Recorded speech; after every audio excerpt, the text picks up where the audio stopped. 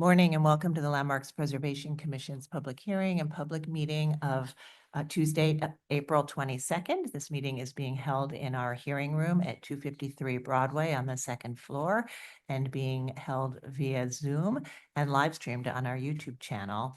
And we'll begin by taking the roll call, and I'll ask Mark Silverman to call the roll. Chair Carroll, Here. Vice Chair Bland, Commissioner Chapin, Commissioner Chen. Yeah. Commissioner Chu, Commissioner Ginsburg, Here.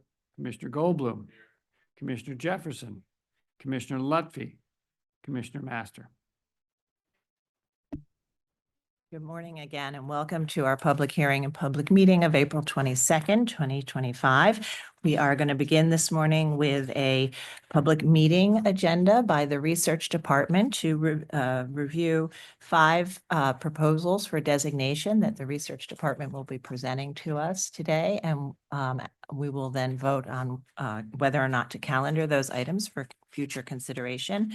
And then we will move to our public hearing agenda to review new applications for work on designated properties. And with that, I will turn it over to our Director of Research, Margaret Herman. Good morning, Commissioners. I'm going to read all 5 into the record. Item number 1 is LP 2687, the Barbey Building at 15 to 17 West 38th Street, Manhattan, Block 840, Lot 31. The item proposed for the Commission's calendar is a 12-story Renaissance Revival style loft building designed by Delano and Aldrich and built in 1908 to 1909. Item number 2 is LP 2688, Fashion Tower, 135 West 36th Street, Manhattan, Block 812, Lot 19. The item proposed for the Commission's calendar is a 20-story medieval and Renaissance Revival style commercial building designed by Emery Roth and built in 1924 to 1925. Item number 3 is LP 2690, the Furcraft Building, 242 to 246 West 30th Street, Manhattan, Block 779, Lot 66. The item proposed for the Commission's calendar is a 14-story store and loft building designed by Henry I. Ozer and built in 1925 to 1926. Item number 4 is LP 2689, 29th Street Towers, 214 to 226 West 29th Street, Manhattan, Block 778, lots 48 and 52. The item proposed for the Commission's calendar is a pair of connected 14 and 16-story tall Gothic Revival style commercial buildings designed by Henry I. Ozer in 1925. And finally, item number 5 is LP 2691, the Lefcourt Clothing Center, 275 7th Avenue, Manhattan, Block 801, Lot 1. The item proposed for the Commission's calendar is a 27-story Art Deco skyscraper designed by Buckman & Kahn and built between 1927 and 1928.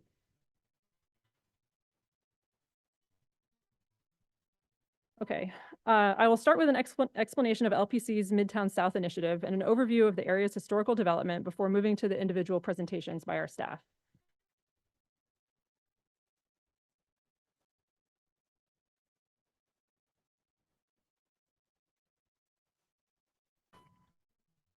In 2023, LPC began surveying Midtown South alongside the Department of City Planning's project kickoff to rezone the area. LPC's Midtown South initiative, shown in the dotted line on the map, is the area between 23rd Street to 42nd Street between 5th and 9th Avenues, encompassing the 4 areas being rezoned. As part of this initiative, our research staff studied the area's history, previous survey work, and LPC designations, and analyzed the significance and condition of approximately 90 buildings in the survey area. We then developed a framework to illustrate the area's historical development patterns to identify thematic gaps that could be addressed through new designations. You can see on this map current designations in blue. LPC has designated more than 200 buildings in the initiative area, including 44 individual landmarks, 5 interior landmarks, and parts of 3 historic districts. One of the quadrants being rezoned includes parts of the Madison Square North and Ladies Mile historic districts. These designations cover a range of historical eras in Midtown South, including the mid-19th century residential period, the neighborhood's history as an entertainment district in the Tenderloin at the turn of the 20th century, and its role as a general business and transportation center after the construction of Penn Station. However, LPC's designations mostly do not include the key period from around 1910 to 1930 when Midtown South transformed into the Garment Center, a period when the garment industry consolidated into new buildings in Midtown South and was a major economic force in New York. To address this gap in our designations and further support the rezoning plan's vision for a vibrant mixed-use neighborhood, LPC's initiative identified 5 potential landmarks that capture this important garment center chapter in the neighborhood's history. The next slides describe the development history of Midtown South and LPC's work in the area.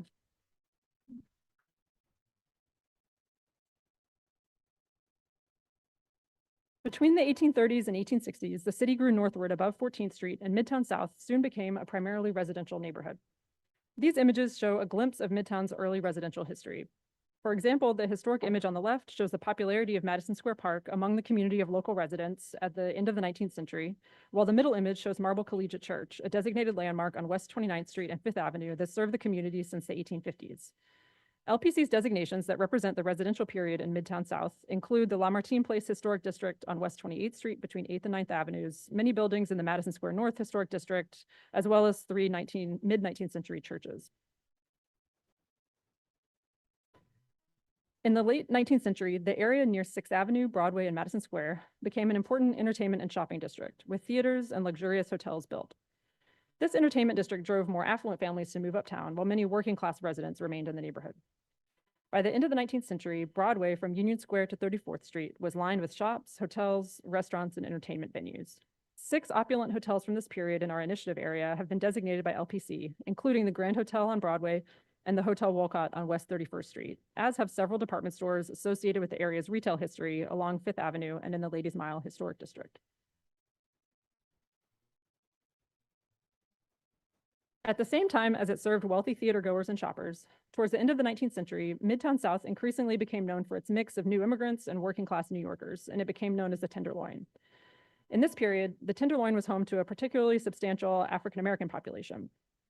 Although the Tenderloin gained a reputation as a place of drinking, gambling, sex work, and graft, day-to-day life was more varied than these sensational and often racist depictions of vice that circulated in the media of the time.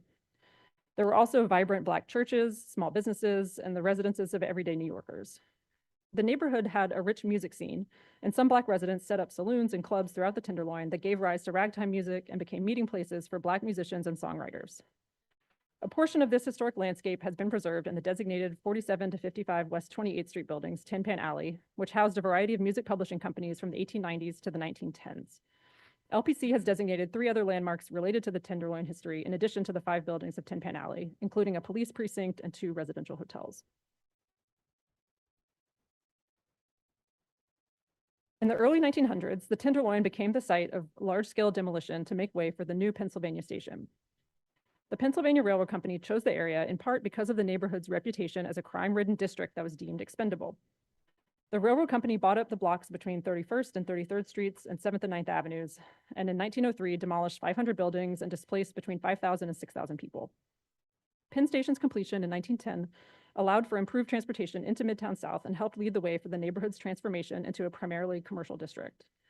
LPC's designated General Post Office was completed in 1913, which along with Penn Station laid the groundwork for Midtown South to become a much larger transportation hub and commercial district.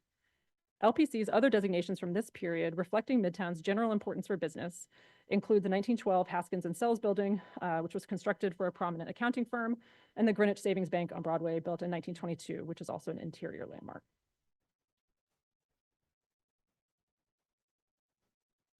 By the mid to late 19th century, New York City had become the center of clothing manufacturing in the United States. The industry's manufacturing and retail presence in the city followed a pattern of northward migration from Lower Manhattan and Soho to the area just south of Union Square and north up Broadway towards 23rd Street and beyond. Factories moved into increasingly large loft buildings, and grand department stores such as B. Altman were constructed after the turn of the 20th century. The illustration on the right shows the location of women's garment factories in New York City in 1900, 1912, and 1917, and the gradual migration of these firms from Lower Manhattan to Midtown South.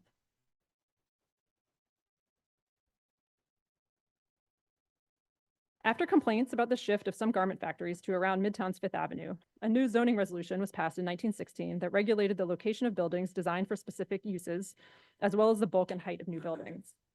Developed with the support of industry leaders, a new garment center was conceived for the West 30s, an area that offered lower rents with opportunities for assembling sites for new buildings and the convenience of consolidation of the industry. The 1916 zoning resolution also introduced the concept of the zoning envelope, which defined the maximum mass or volume allowed a building on its particular lot. the law required that after a certain vertical height, a high-rise building had to be stepped back from the street.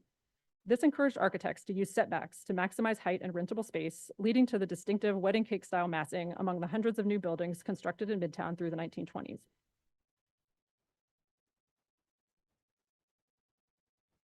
By the 1920s, Midtown South had become the garment district, with streets populated by store and loft buildings serving the industry. One of these garment-related buildings is Cass Gilbert's 130 West 30th Street building, an Assyrian Revival setback skyscraper built in 1927 to 1928, which appears to be LPC's only designation that specifically highlights the importance of the garment industry to New York City during this time.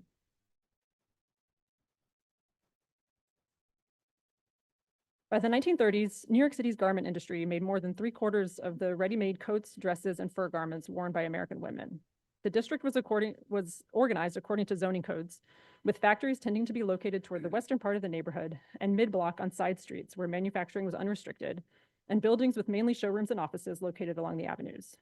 Specialized sections of the industry also occupied different areas within the district.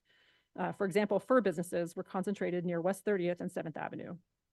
Jewish and Italian workers were the dominant demographic groups in the interwar period, with Black and Puerto Rican people also making up a significant percentage of the workforce, often in lower paying positions. Women continued to be the rank and file of the garment unions in the 1920s and 1930s, and the ILGWU offered centralized social and health services to its members at various locations. The buildings LPC has identified for potential designation were built between 1908 and 1927 as Midtown South transformed into the Garment Center, a period in the city's history that has not been reflected in LPC's designations. One of these priorities, the Barbey Building, is from the earlier period of Midtown's transformation before the 1916 zoning resolution required setbacks. Ornate early skyscrapers like this one anticipated the move of the garment industry into the neighborhood and served garment tenants as well as other professional firms. The 4 buildings constructed after the 1916 zoning resolution, Fashion Tower, the Furcraft Building, 29th Street Towers, and the Lefcourt Clothing Center, all have setbacks that allowed them to be taller and were purpose-built for garment uses, including showrooms, offices, and manufacturing. These 5 potential landmarks are impressive examples of early 20th century commercial architecture designed by some of the city's leading architects, and they help tell the full story of the Garment Center's historical development, the people who work there, and the industry that has been one of the most important engines of New York's economy. And with that, we'll now move to staff presentations on the proposed landmarks. Starting with the Barbey Building presented by Mary Ann Hurley.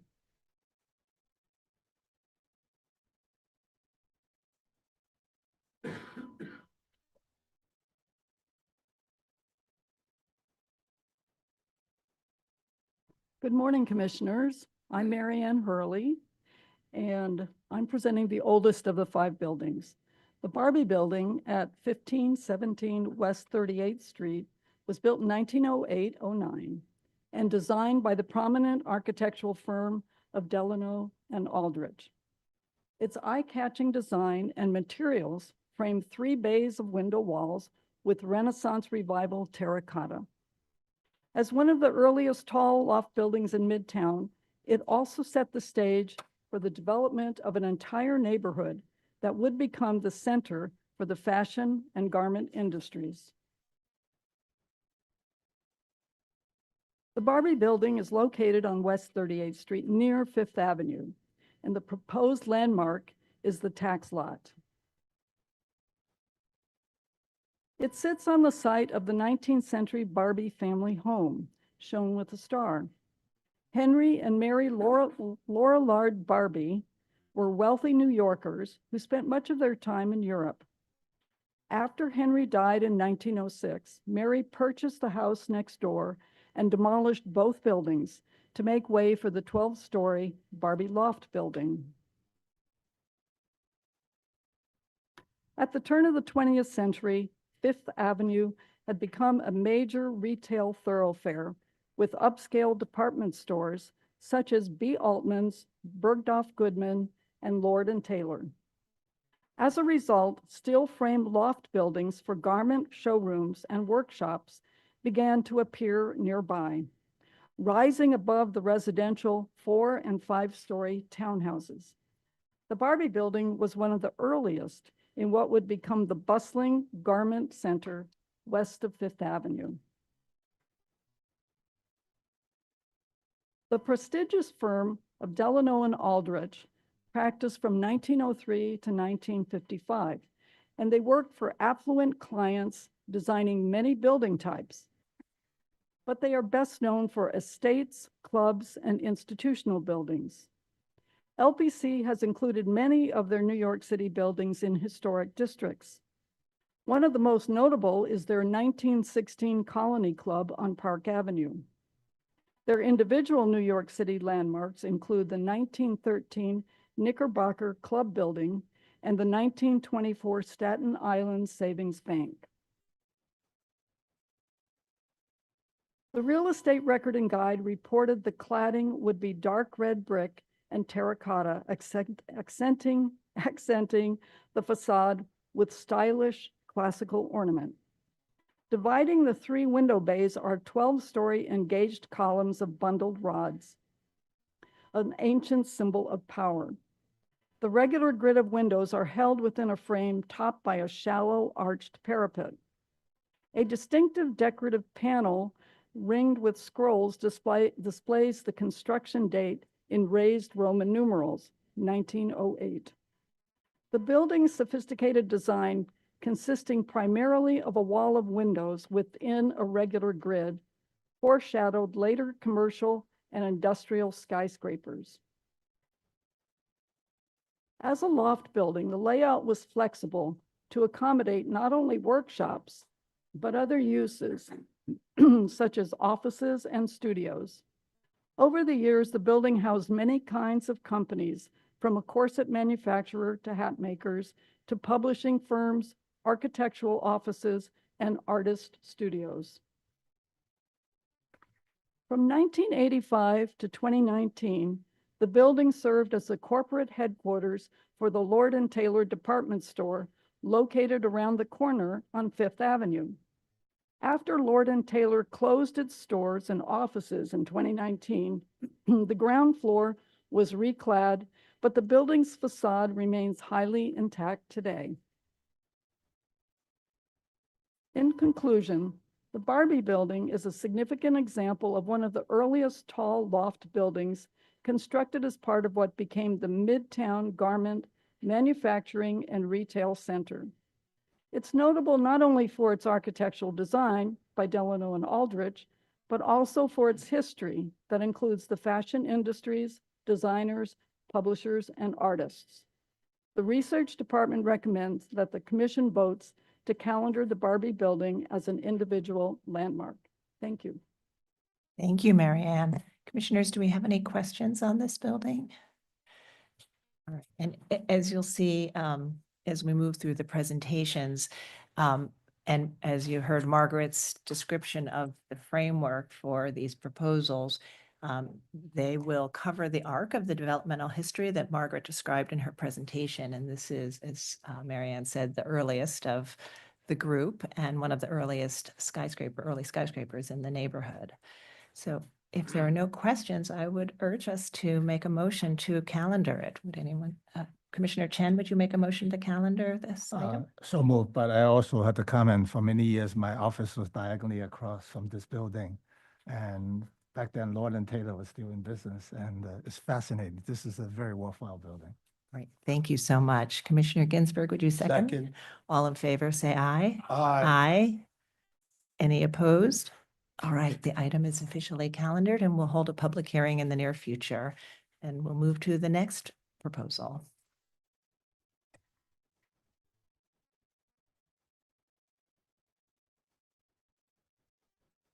Good morning, Commissioners. I'm Matt Postal, and I'm presenting the Fashion Tower.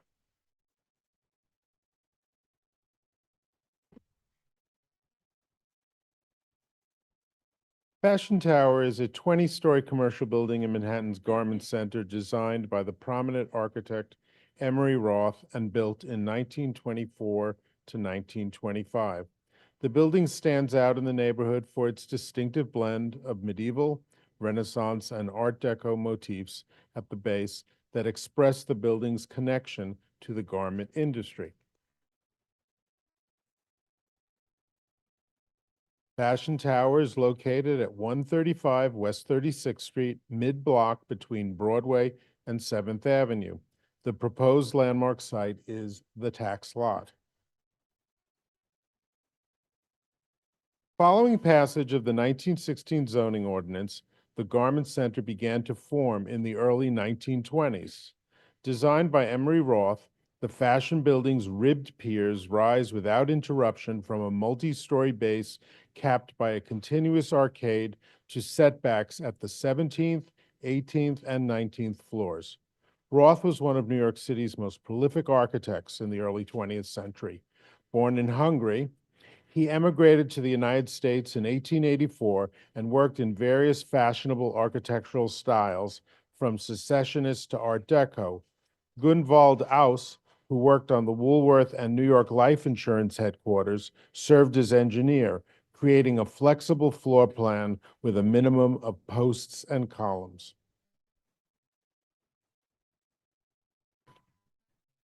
Fashion Tower's developer, Moore Row Realty, headed by cotton dealer Morris Rosenstein, acquired the site on West 36th Street in 1924 from the Church of the Holy Innocents, which stands directly behind the building on West 37th Street.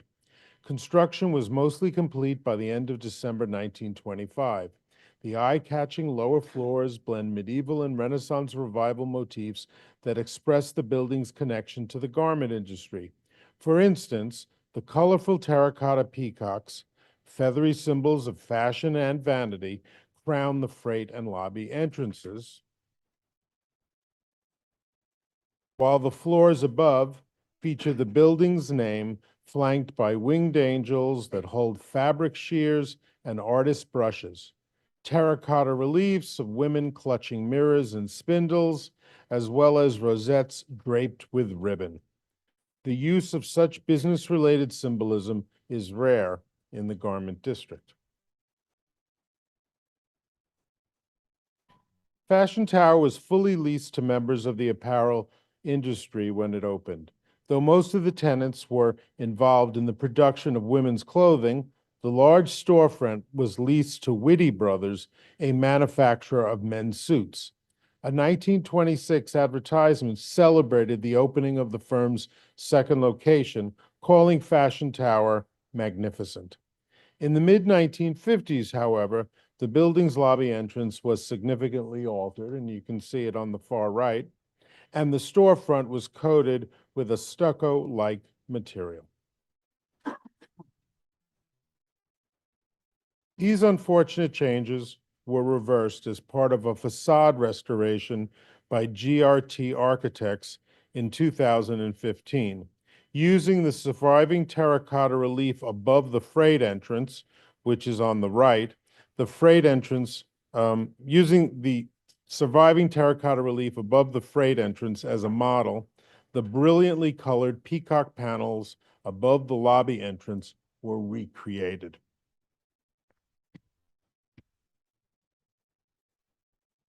Fashion Tower is one of the most impressive buildings in the Garment Center and is especially notable for its unique decorative scheme that evokes its historic use. The Research Department recommends that the Commission vote to calendar Fashion Tower for consideration as an individual landmark. Thank you very much.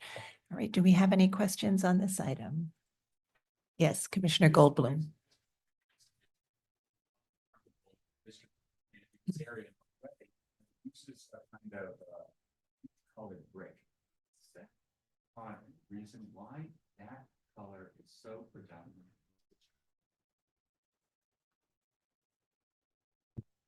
Matt or Margaret? It appears not yet, but I think something that we can look into. Yeah. It is, yeah.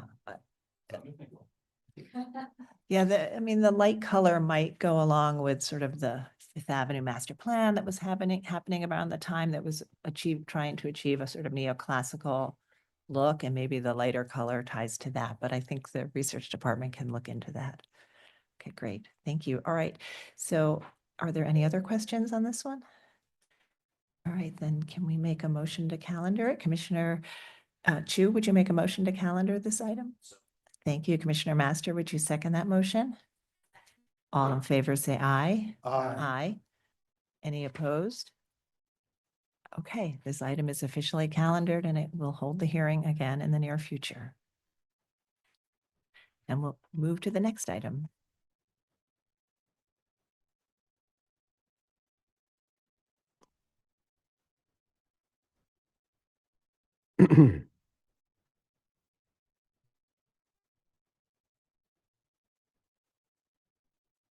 Okay, good morning, Commissioners. I'm Michael Karatzis of the Research Department presenting the Furcraft Building. This building is uniquely evocative of New York City's leading role in the international fur business for most of the 20th century. The Furcraft Building is located on the south side of West 30th Street between 7th and 8th Avenues. The proposed landmark site is the tax lot.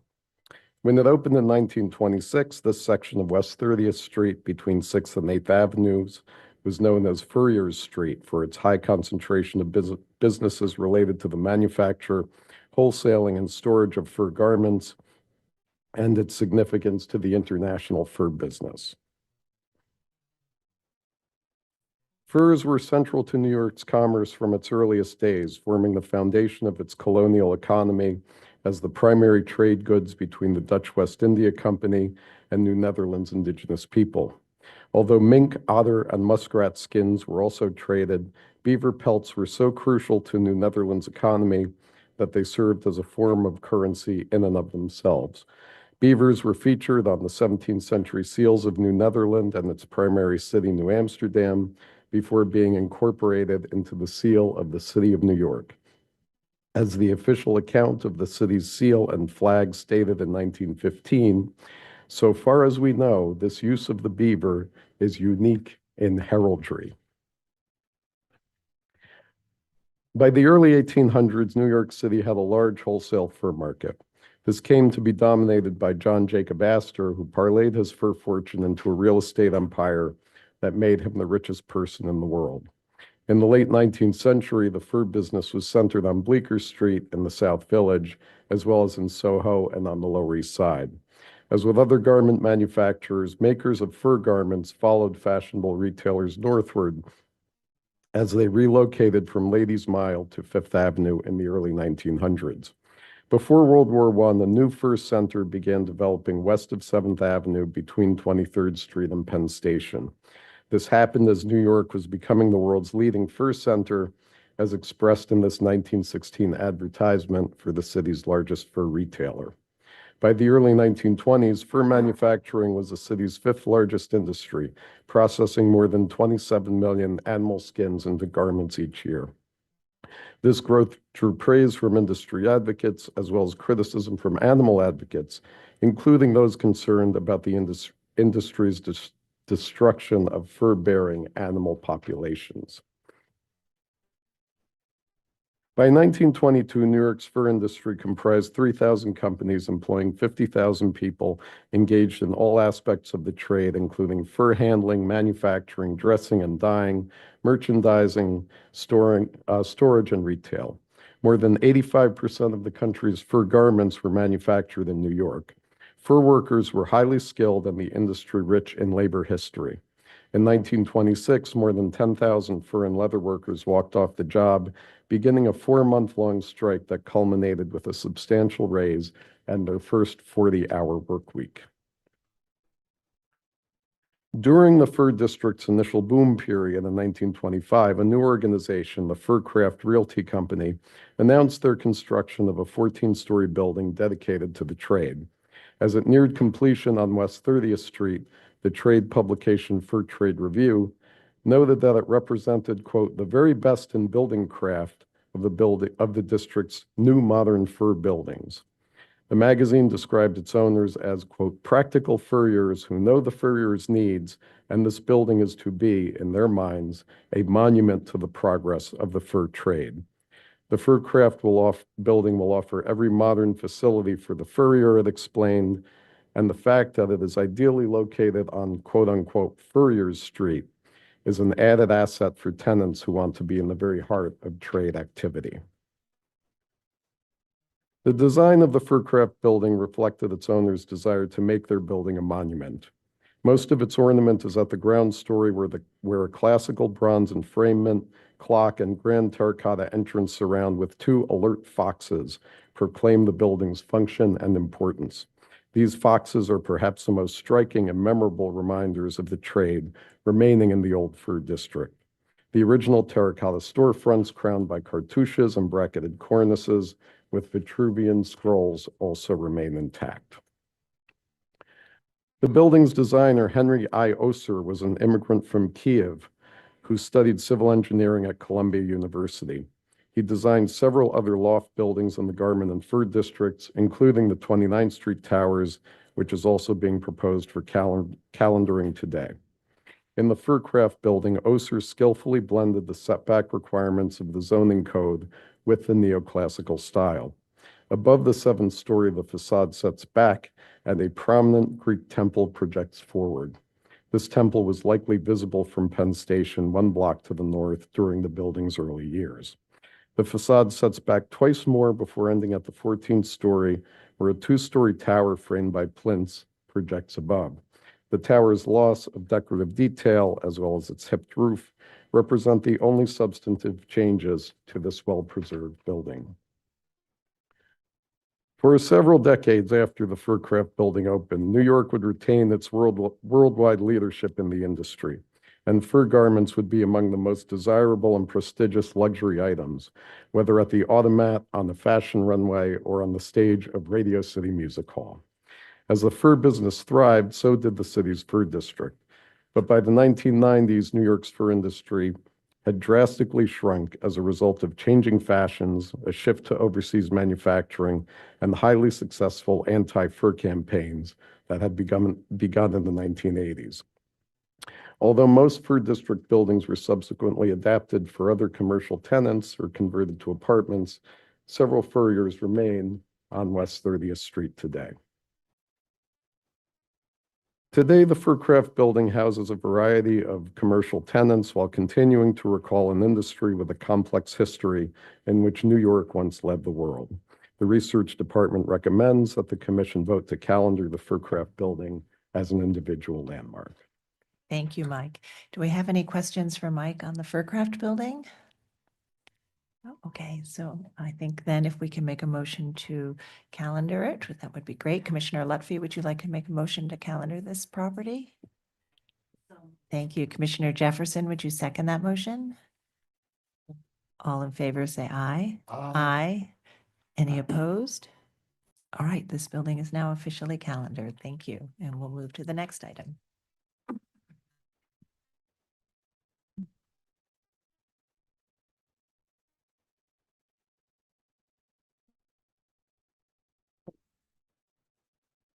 Good morning. I'm Sarah Eccles, presenting the 29th Street Towers. The 29th Street Towers are a significant reminder of New York City's fur trade, which at its height was producing more than 85% of the United States fur merchandise. The towers are so called because they were owned and funded by 2 different developers, but constructed together and connected through the back and the base. The building's distinct setbacks, glazed terracotta, and ornamentation makes this purpose-built fur building a striking architectural gem in the garment center. The 2 connected buildings of 214 and 226 West 29th Street are located on the south side of the block between 7th and 8th Avenues. The proposed landmark site consists of both tax lots. Before their construction, the neighborhood was home mainly to a mix of Black residents and white Irish immigrants. The 8 buildings that were raised to construct the towers included 4 lofts, 3 dwellings, and 1 church. The Macedonia Baptist Church at 222 West 29th Street had a primarily Black congregation and was active up until the sale of the buildings.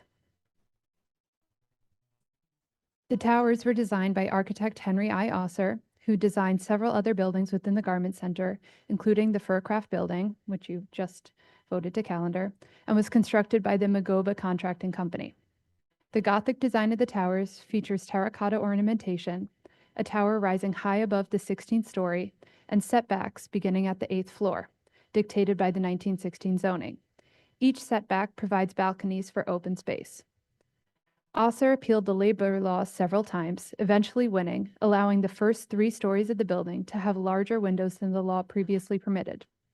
Osser argued this was necessary for the tenants of the buildings to showcase their products. According to conveyance records, in 1925, the 222 West 29th Street Realty Company and the Maloft Building Company reached an agreement to construct a fireproof loft designed by Henry Osser, filed under the same plan, and connected through a fireproof tower at the back of the building for egress. The building's decoration is highly ornate. The terracotta features red glazing and black speckling to evoke a marble-like appearance. The Gothic design is highlighted through the towers at mandated setback, which appear highly intentional for both aesthetics and function, as each setback affords the floors more light and open space. The grotesques or sculptures alternate on either side of the entrance, featuring a man feeding a beaver and then inspecting its pelt. The beaver, instrumental to the growth of both the fur trade and the larger development in New York, is a crucial piece of New York's history. Its use in the grotesque is both symbolic of the work done in this building and the larger movement of the fur industry to this neighborhood. The man cradling the beaver while he is alive appears to show some reverence for the creature that has been a significant symbol of New York State, being adopted to the state seal and flag in the 18th century. Indeed, this building was one of many being constructed in this new, quote, fur district, a designated space for the furriers. The towers were a desirable building to be in due to their location and construction. The tenants were largely fur manufacturers that sold direct to consumers as well as wholesale. The tenants in the building also showed the transition from minks, notably expensive, to skunks, raccoons, and even larger mammals. Fur stayed in fashion for decades, providing tenants for the building through to the late 20th century. In the 80s into the early 90s, where fashion notably changed, fur still remained in vogue, but leaned towards more shearling. And as the millennium approached, the building became home to other garment workers and jewelry makers from the nearby Diamond District. The 29th Street Towers has remained much of its original details. Windows have been changed, but the decorative cast iron framing on the first floor, a key detail in Osser's designs for tenants' displays, has remained, as has the terracotta decoration throughout the entire building. The 29th Street Towers is a significant reminder of New York City's fur trade history. Its unique glazed terracotta and dramatic setbacks makes the building a striking piece of architecture that has remained in the Garment Center. The research department recommends that the commission votes to calendar the 29th Street Towers as an individual landmark. Thank you, Sarah. Do we have any questions? Yes, Commissioner Goldblum, followed by Commissioner Jefferson.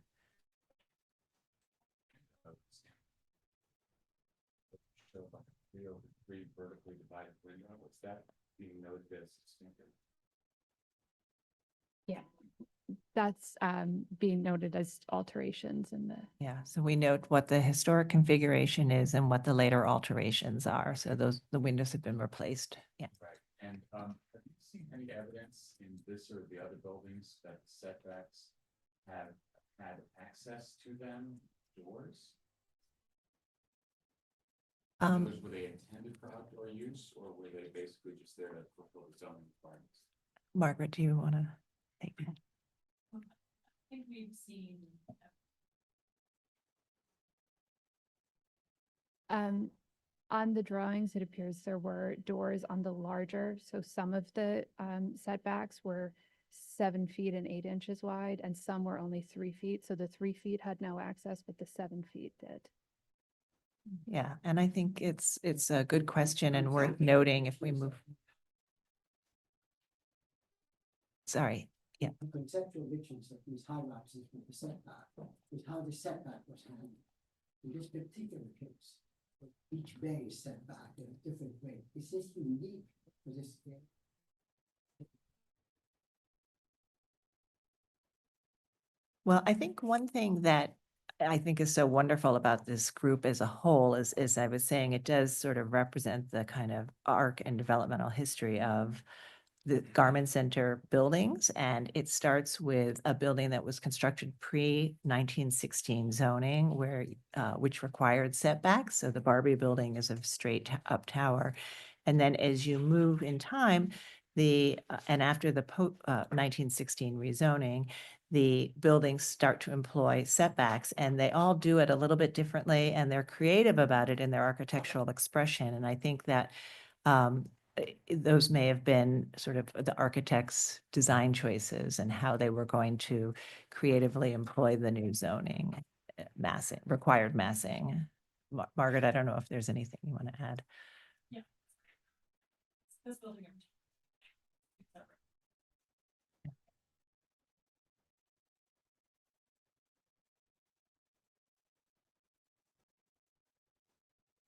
Thank you. Any other questions? All right, so let's make a motion to calendar this one. Commissioner Jefferson, would you make a motion to calendar this item? Thank you. Commissioner Goldblum, would you second that motion? All in favor, say aye. Aye. Aye. Any opposed? All right, this one is now officially calendared as well. Thank you, Sarah. And we'll move to the next and final property in this initiative. Good morning, I'm Jessica Fletcher from the Research Department. The Lefcourt Clothing Center is a 26-story Art Deco loft building in the Garment District that was designed by Eli Jacques Kahn of the firm of Bookman and Kahn for the developer Abraham E. Lefcourt. When it opened in January 1929, the center contained showrooms, manufacturing space, and offices leased to various clothing firms. Notably, the site also became an important place for union activity when the International Ladies Garment Workers Union began leasing a floor in the building for their health center in 1935 and then purchased the whole building in 1945. The Lefcourt Clothing Center is located at 275 7th Avenue on the east side of the block between West 25th and West 26th Streets. The proposed landmark site is the tax lot. The buildings that would be raised to make way for the Lefcourt Clothing Center, shown on this slide, were typical of the broader landscape of the Tenderloin at the turn of the 20th century. The photograph on the left shows the tenement on the corner of 7th Avenue and 26th Street, and the photo on the right shows that same tenement as well as row houses that had been converted into multi-family housing with ground floor stores, restaurants, and saloons that face 7th Avenue.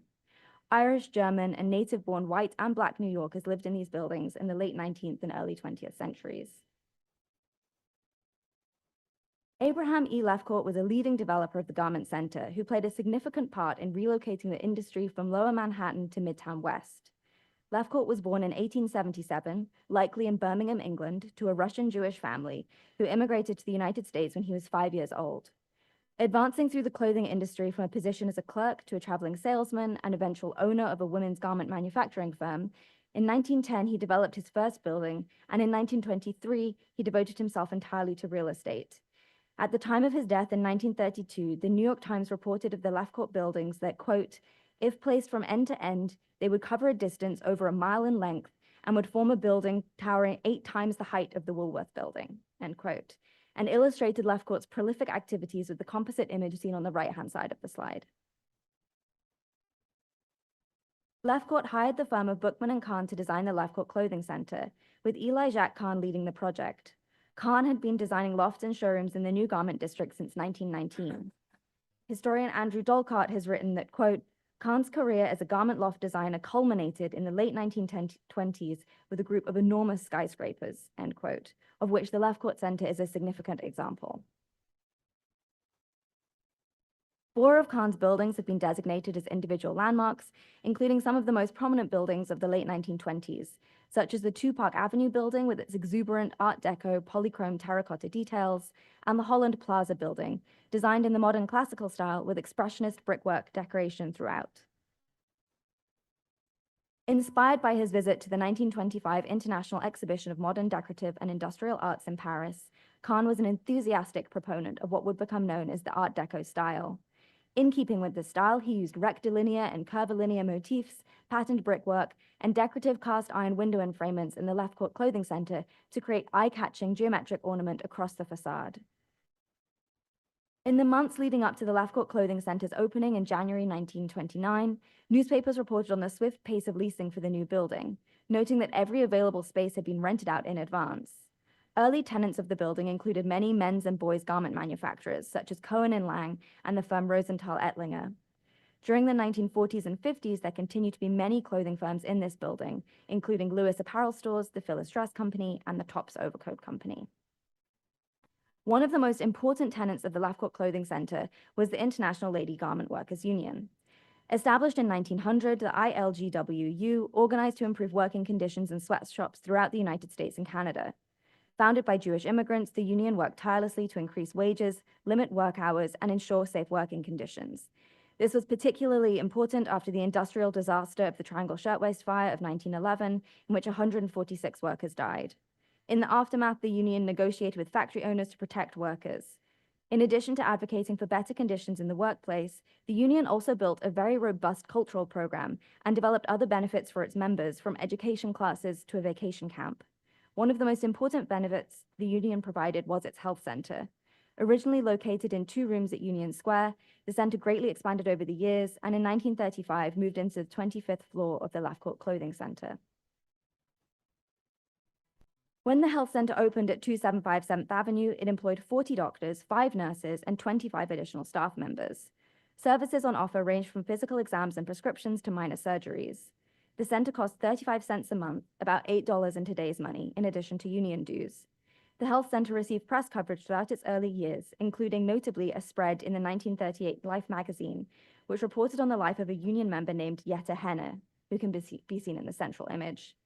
The magazine showed Henne getting a checkup in the union's skyscraper health center and documented the crucial role that the health center played in the life of its union members. In 1945, the ILGWU bought the entire building at 275 7th Avenue, occupying 5 floors and leasing out the rest to tenants. Today, the Lefcourt Clothing Center is still owned by the union, which is now known as Unite Here, and represents workers in the garment and hospitality industries. The Lefcourt Clothing Center has undergone minor alterations to the commercial storefronts, the addition of an aluminum cornice on the first floor, and 2 minimally visible rooftop additions. Windows have also been replaced with louvers throughout. These changes are typical of large buildings in the garment district and do not detract from the striking brickwork and massing of this important skyscraper, designed by one of New York's foremost Art Deco architects. The research department recommends that the commission votes to calendar the Lefcourt Clothing Center for consideration as an individual landmark. Thank you very much, Jessica. Any questions on this one? Commissioner Chu, do you have a question? I think we dated it to the 1930s, mid-1930s, yeah. Any other questions? All right, so let's complete the set and make a motion to calendar this one. Commissioner Goldblum, would you make a motion to calendar this? Thank you. And Commissioner Ginsburg, would you second? Second. All in favor, say aye. Aye. Any opposed?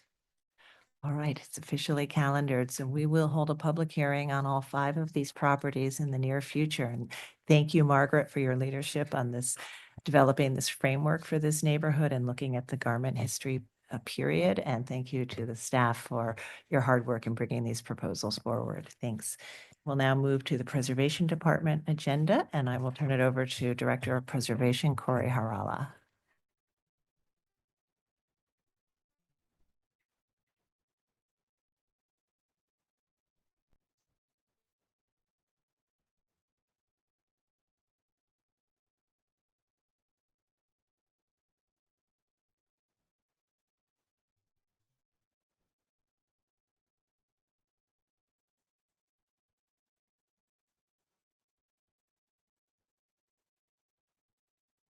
Good morning, Commissioners.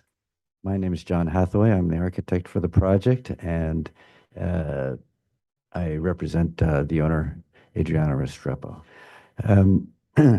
1 Grace Court, oh, hold on one second, I got to get to my slides.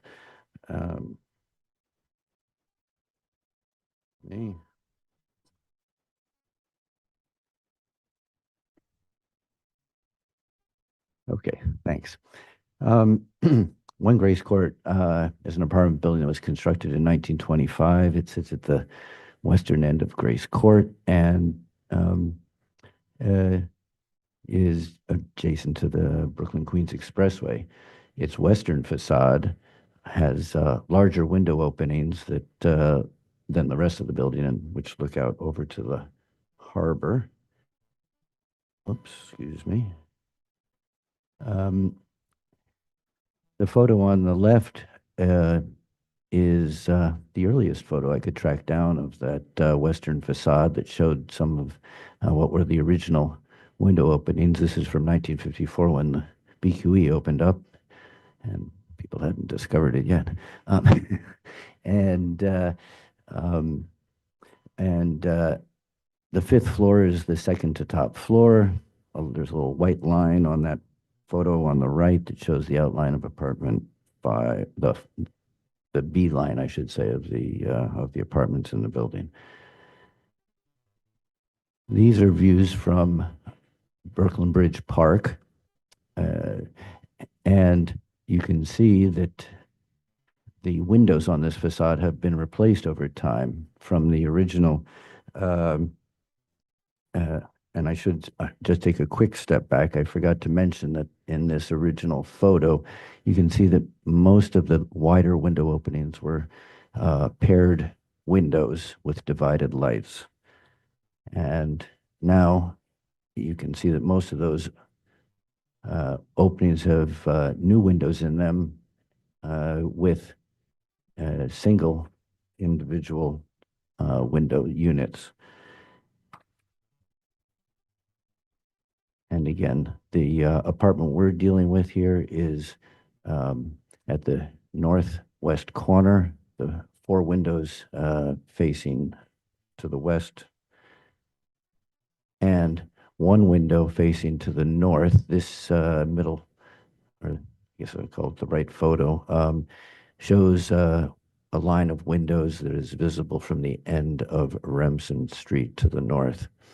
That window is to be replaced in kind with a tilt turn window, undivided light. Whoops, went too far. This slide shows both the existing current view on the left and a rendering on the right, which includes replacement of the 2 southern windows, 2 southern openings with single units rather than the paired casement windows that are currently in place.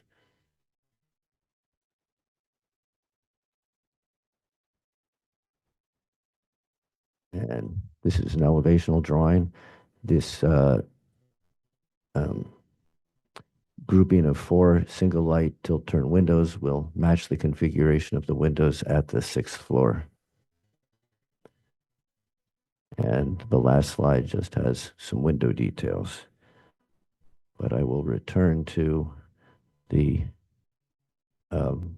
photos showing the existing and proposed views. And I'm happy to take any questions. Thank you very much. Are there questions on this application? Yes, Commissioner Chu. The color of the windows, it's brown. Yeah. And what is the existing color? All of the windows on the facade are this brown color that we're going to match.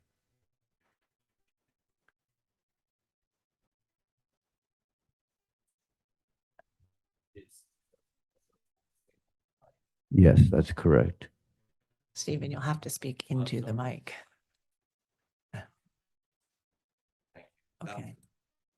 Okay, so the question was about the finish on the existing windows, and the applicant has said that they all have the same dark finish. That's correct. Okay. Dark brown finish.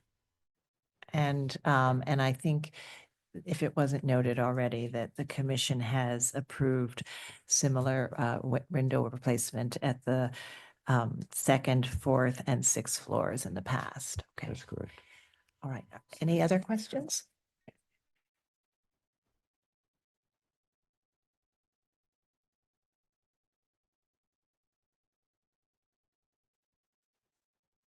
We can't hear you. What? Okay. Okay. So We're taking a moment to test the microphones to make sure that we can hear ourselves in the hearing room, but more importantly, that members of the public on Zoom can hear us. So I'll ask Abby, if you're there, can you hear me speaking at this moment? Yes, I can hear you. All right, so I think we're in business. Stephen, do you want to try your? Yeah, test yours.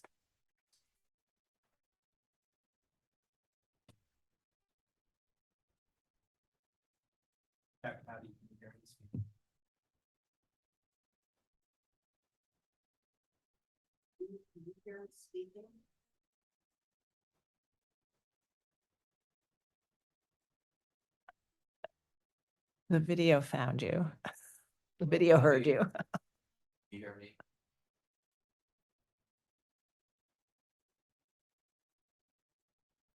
All right, we're going to take a moment to pause. We'll ask all members of the public who are on the Zoom to please allow us a moment to correct the audio. We seem to be having difficulties on one side of the table, and we ask for your patience. Thanks.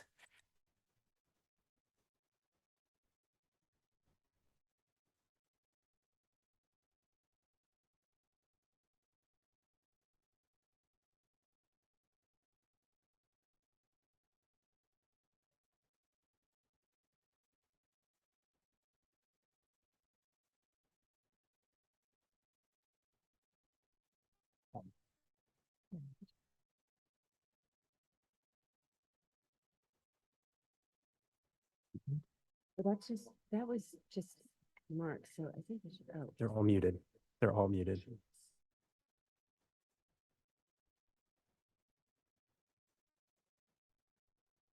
right, let me try to check. I think part of it, the reason they did that is there's feedback, but. Yeah. Abby, check. Yes, I can hear you. Here.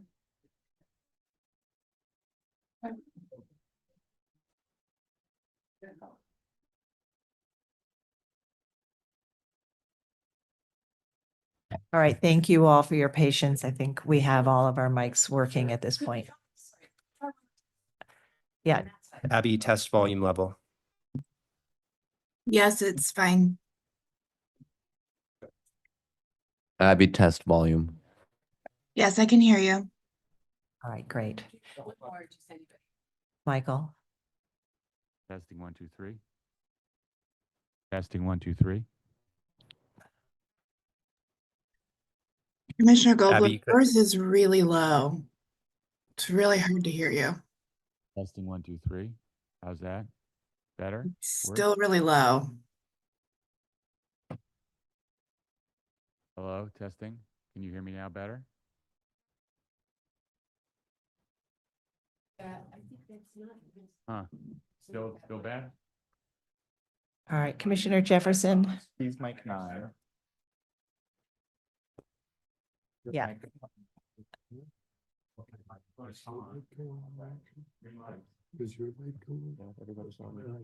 Commissioner Jefferson, can you test your mic? Can you hear me at all? So his light does not come on. Okay, yours doesn't? Right, so. All right, Abby, did you hear Commissioner Jefferson? No, I can hear you, but not Commissioner Jefferson. All right, Commissioner Ginsburg. Testing 1, 2, 3. Yes, we can hear you. All right. Okay. Testing. Yes, we can hear you. Testing. Yeah. I think I'm on. Yes, we can hear you, Commissioner Levy. Did it already. Abby, it's Mark. Can you hear me? Yes, we can hear you. Oh, Mark. Hear me? Still bad? Still, yeah. How's this? Testing. Hello? Better? Worse? Same This is difference? better, Commissioner Goldblum. Okay. Can you hear me now? I can hear you, but you're very low. Can you hear me now?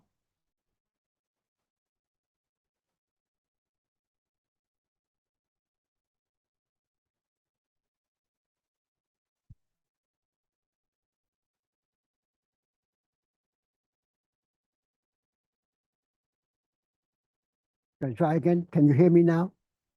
Yes, we can Yes, hear you, it- Commissioner Jefferson. You can hear me now. Okay, great. There's the bag on top of the bit.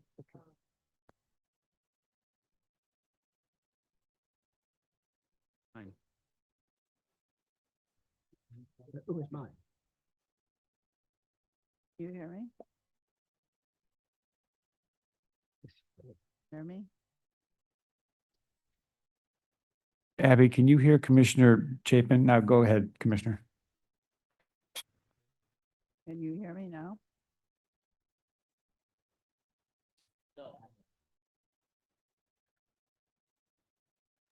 I didn't hear anything. I could see Commissioner Chapin talking, but we can't hear her.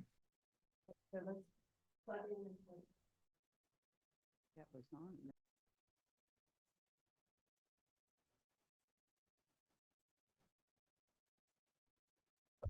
Testing, 1, 2, 3. Yes, we can hear you now, Commissioner Chapin. Thank you.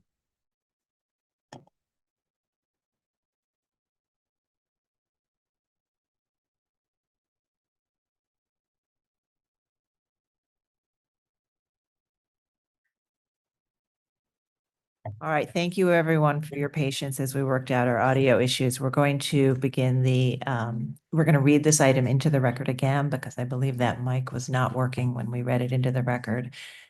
And then we'll take our questions.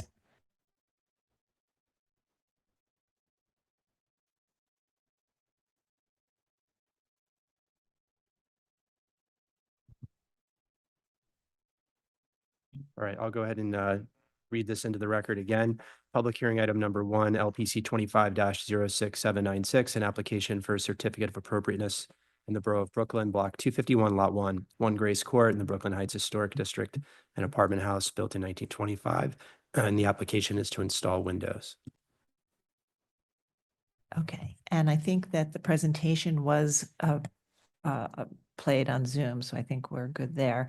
So again, we had a question about the finish. The question was whether all of the windows have a similar finish, and the applicant responded that they all have the same brown finish. All right, any other questions? Yes, Commissioner Jefferson. So 4 windows failed. And they were made out of wood. Are the rest of the building windows are going to fail also, or just those 4 fail? I don't know, John, if you can I'm answer sorry, I that. didn't hear The question is, 4 of your windows fail. You're replacing them. The other windows, are they made of the same material, and are they going to also fail? The current windows are wood. The new windows will be aluminum, as are the windows at the 6th floor. The rest of the building is not part of my job. The windows at the 4th floor, I was able to read the approval application for the 4th floor, and they were wood. all right, and I don't know if Michelle, if you can answer I know we've approved window replacement on the 2nd, 4th, and 6th floor. So the 2nd floor was aluminum. Okay, well, we can check that out as we go through public testimony, maybe. Okay. All right, we'll move to public testimony and we'll come back to you. Is there anyone in the room who would like to speak on this item? Noting that there isn't, I will turn it over to Stephen Thompson to see if we have any remote participants. Thank you, Chair. Anyone joining us remotely via Zoom, please use the raise hand function, and I will promote you to panelist. We then ask you to unmute yourself, state your name for the record, and you will have 3 minutes to speak. Our first speaker is Judy Stanton.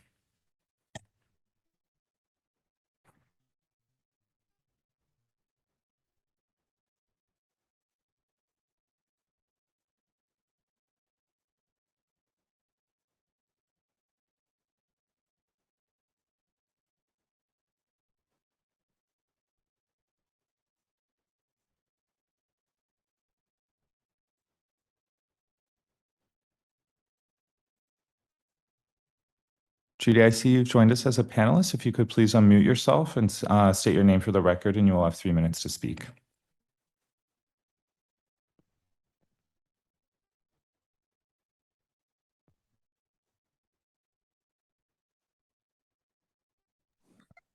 And I'm so sorry. All right, now I'm unmuted. The Brooklyn Heights Association has reviewed, Judy Stanton for the Brooklyn Heights Association. We have reviewed this application and find it appropriate, and we support it. Thank you. Thank you. Anyone else joining us via Zoom who would like to testify, please use the raise hand function.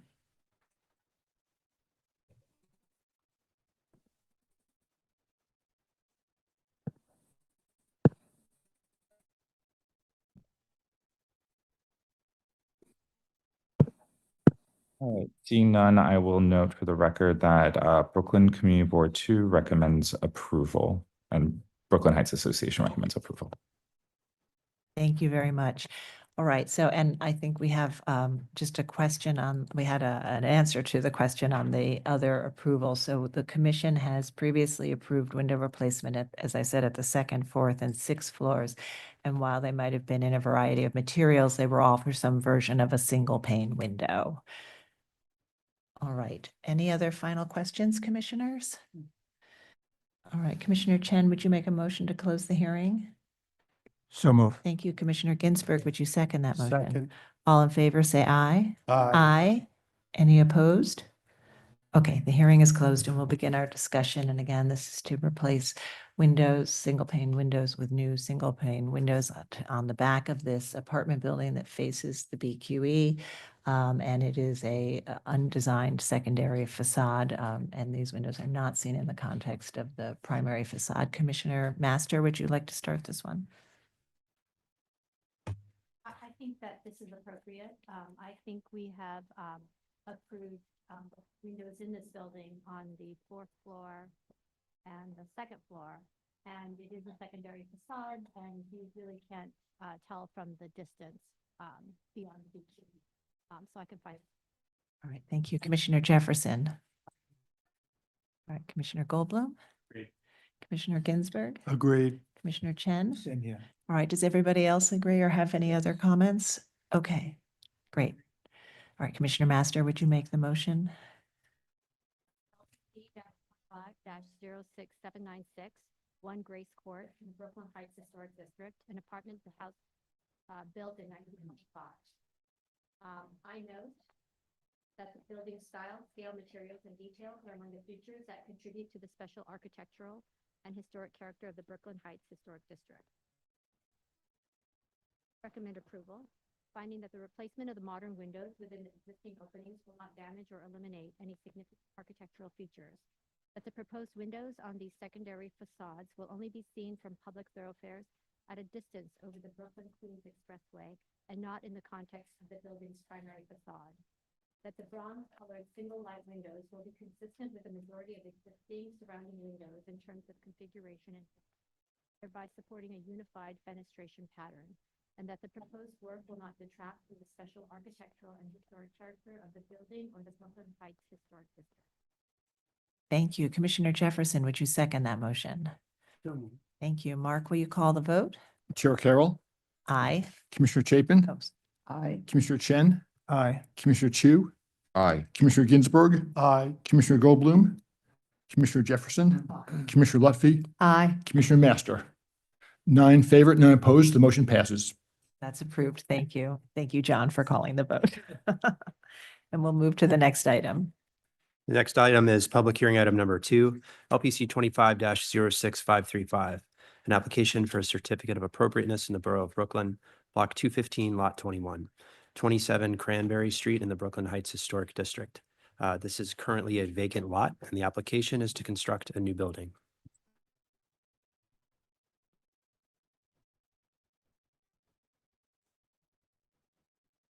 Hello, Commissioners. Brendan Coburn. I'm the architect for this project, and I'm bound to mess this up. That doesn't work. Okay. Click once with the mouse. Okay, now you can. Okay, great. This proposal is to construct a new building at 27 Cranberry Street in the northern part of the Brooklyn Heights Historic District. You can see the site in these 2 photographs, one from the 40s, the other is a current photograph. The house is on a rather eclectic block where there's a real range of buildings going on, including this two-story frame house directly to the west. The lot is currently occupied by a foundation. So there have been at least 3 previous applications for a new building on this site. This is the 4th. Hopefully this one gets built. The 3rd one got a foundation put in. This is just a quick review of the Sanborn. You can see that the lot was occupied by 2 wood frame structures at some point, and they disappeared by the 1938 Sanborn map, and it's been an empty lot. It's been an empty lot ever since. I'm going to sort of run through a couple of quick plans of previously approved, I believe, or almost approved scheme. The significant thing to note in this scheme, the previous scheme and our scheme, is that we've pulled our northernmost portion of the building, which is this right here, back 4 feet from this location. We've moved more of our mass to the front of the property. So this is actually 2 previous schemes. These are elevations of the 2 previous schemes. The one on the left is the one that was more recently seen by the commission. And the one on the left is the one for which the foundation was put in. These are the building sections of the 2 previous schemes. You can see that both of these buildings had cellars or basements and cellars, and then 3 stories, and then some sort of 4th story that was set back. They took their height to the full 50 feet. You'll note when we get to our scheme that we're a 4-story building with a cellar, and we go to 45 feet. We're a little bit lower, but we are the full height of at the front wall. This is the block for context. So Willow Street is on the left, Hicks Street is on the right. Our site is almost in the middle of the block, right here. Right here, there is the wood frame house is at this location. This is a almost full lot, 3-story carriage house structure here. This is a full lot apartment building on the corner. These 2 buildings are sort of built as a single composition, but they are two houses. There's a tall flats building here, and then there is a wood frame building on the corner. On the opposite side of the street is a wood frame building, and then a carriage house, 2-row houses, a garage, and then the garage belongs to this building on the corner. This is our just a quick study of the heights of the various buildings. So you can see the dark blue are the taller buildings, and then the sort of medium blue is the buildings that are the same height as ours. So what we really did was we made our structure just a touch shorter than this and at about the same height as this. These buildings are lower. This building is quite a bit lower, and then this building is lower, although it bumps up in the back. This is jumping ahead a little bit, but this is our building section. You can see that we're bringing the front facade right to be in alignment with the buildings directly to the east. The 2-story frame building is the only setback structure on the block. This is a view from Mid-Off Street, just sort of looking over. This is the sort of only visibility of the back of the building, which is a block away. So you can see that our building will be popping up a bit in the back. And then you can also see the bulkhead, which is clad in metal. Our building is, Glengarry 53 DD brick on all 4 sides so that it looks like it's been there for a while. No stucco. So this is just a photo montage of the north side of the street. So this is the tall apartment building. And I would just note that it's a 4-story building, and then it has sort of introduced this masonry band, brownstone band right above the first floor to sort of separate a kind of plinth level of the building from the upper 3 stories. Also note that it has a jack arch, soldier course, a jack arch and a soldier course up at the top building. These are things we looked at as we were designing our building and incorporated into our design. This is the other I don't know, row house, carriage house, 3-story, sort of unusual typology. No matter how you look at it, this is the building that's almost full lot. This is the frame house directly to the left. These are the two buildings that are to the east of our property. This is the little flats apartment building, and then this is the corner frame building, and there's a commercial space and a restaurant in that corner. This is the opposite side of the street. So frame house at Hicks, carriage house, 2 townhouses across the street, 3 stories plus basement. This is directly opposite us, which is a 3-car garage, and then a big 4-story townhouse at the corner of Willow. This is the current condition of our lot. So you can see that there is a foundation in on the left and the right. The previous project already did the underpinning on the house on the east, and then they put in caissons and a reinforced concrete wall on the west of the property, up against or 2 feet away from the frame house.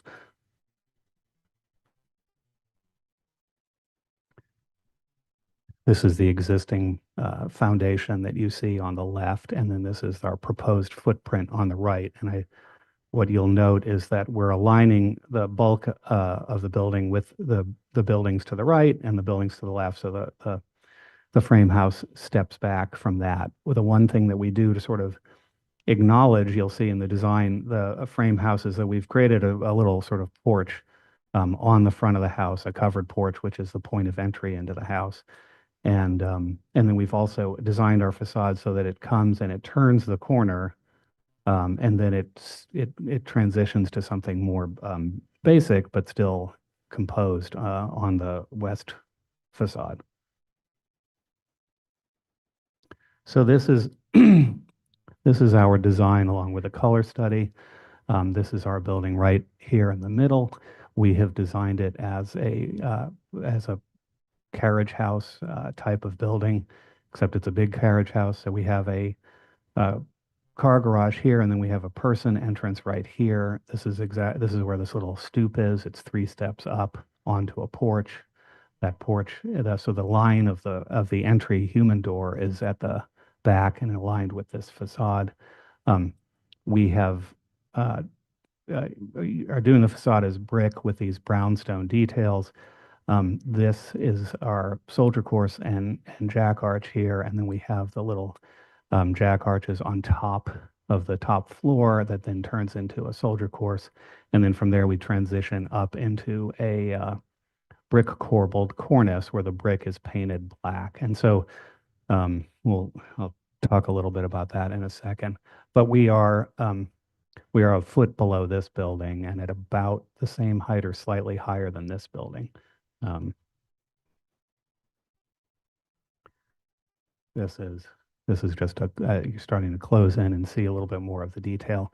So one of the things that we think about and look at a lot when we're designing new buildings in Brooklyn Heights and Cobble Hill is we think about how we are modern architects, but we're trying to do things that sort of fit into their context, and then play some of the games that we see being played in these neighborhoods with brick. And so the idea for this building was to introduce this soldier course and the jack arched garage door opening, and then repeat that motif at the top. And then we're also always looking at the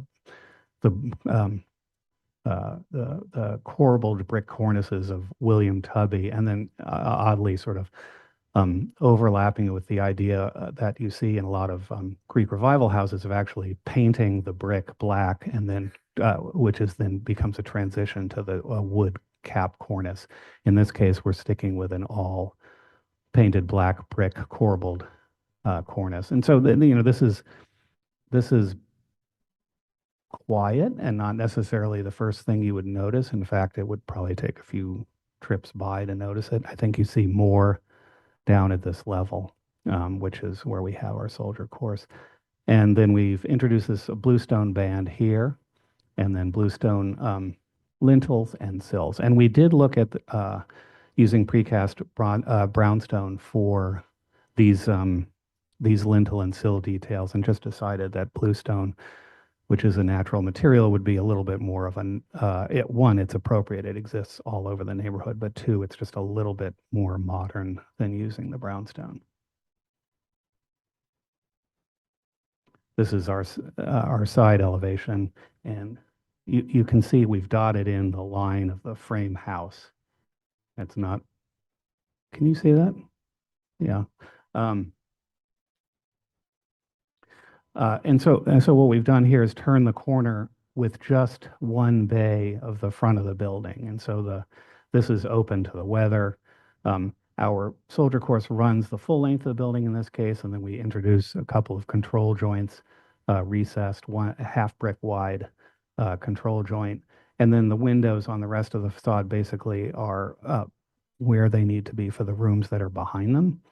And then on the second floor, at the top of a stair that's inside, we have glass brick rather than glass block and rather than a window, because we wanted to have privacy between the east-facing facade of the frame house and our second floor. These floors, nobody can see in or out into the adjacent building. So that was the one place we did that.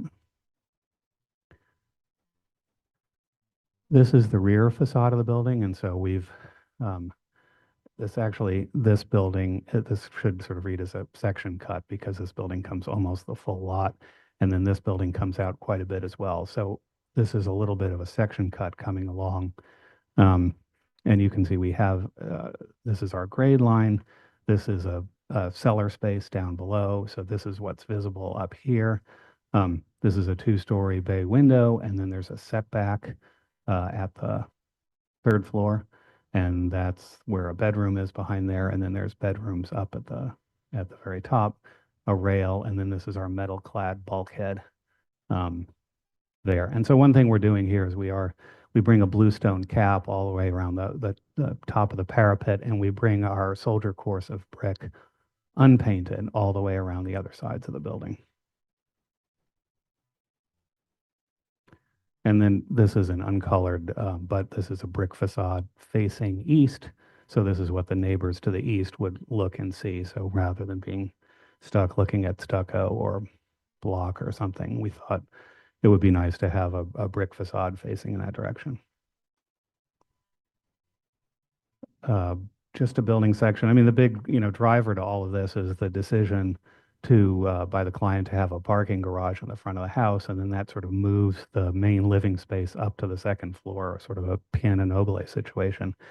And that sort of then sets all of the other moves in the house into place. But you can see that the foundation that's there goes considerably deeper than where we're going, because the previous design had anticipated a cellar and a basement. This is just a quick study of our materials. So we're using the Glengarry 56DD. We have the glass brick, also by Glengarry, same size. Bluestone cap, windows, cornice railings are all painted black. This is a detail of our cornice at the top. And this is just a color study of what we're doing up there. And then these photographs are just showing a little bit of our inspiration for this brick detailing. And this is the Greek Revival painted black brick frieze that then comes up to a dentiled, you can't see in this photo, there's a brick dentil and then a wood cap on top of that, which would then incorporate a Yankee gutter, and you're seeing a rain leader coming out of one. This is a different situation where the brick frieze has been left natural, and then the painted brick is in the dentil and the wood part up top. And then these are the tubby houses that are over on Girolamo and Hicks, which I can never get enough of. So I think about them a lot. These are some renderings. This is the view of our house from Willow Street. So you can see it in context with the apartment building on the corner, the other carriage house to the east of that, the frame house And you can see our strategy for the windows turning the corner from the front facade and then just returning in that first bay. And then the brick townhouses to the east. This is just a close-up of that same view, just getting a little bit closer.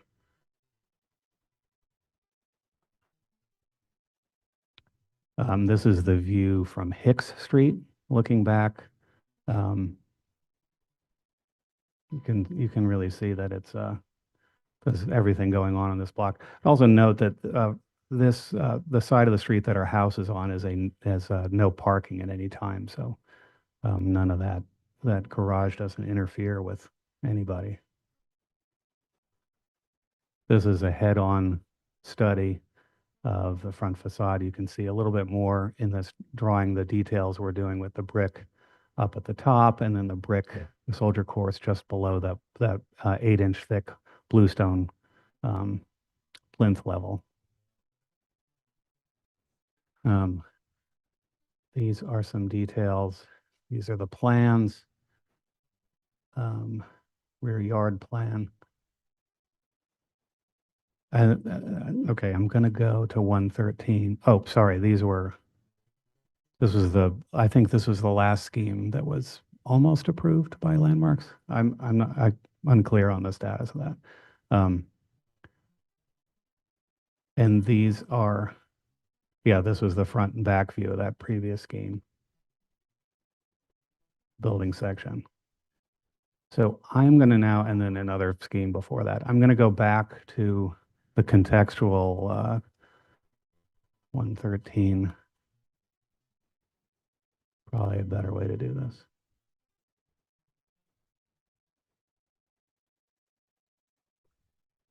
Okay, I think that's it. Oh, here's a glass brick. Here's a glass brick if anybody wants to play with it. Thank you. We can pass it around the table. Why don't you start here and we'll pass it around the table. All right, commissioners, do we have any questions?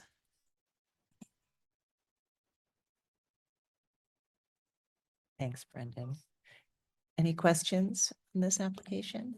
Yes, Commissioner Ginsburg. So I have two. Why did you paint the brick instead of using black brick? I just that I've seen it mostly painted, and that's it. It's the only reason. Because it's less durable painted than if you used a That's black true, brick. especially on the south The side.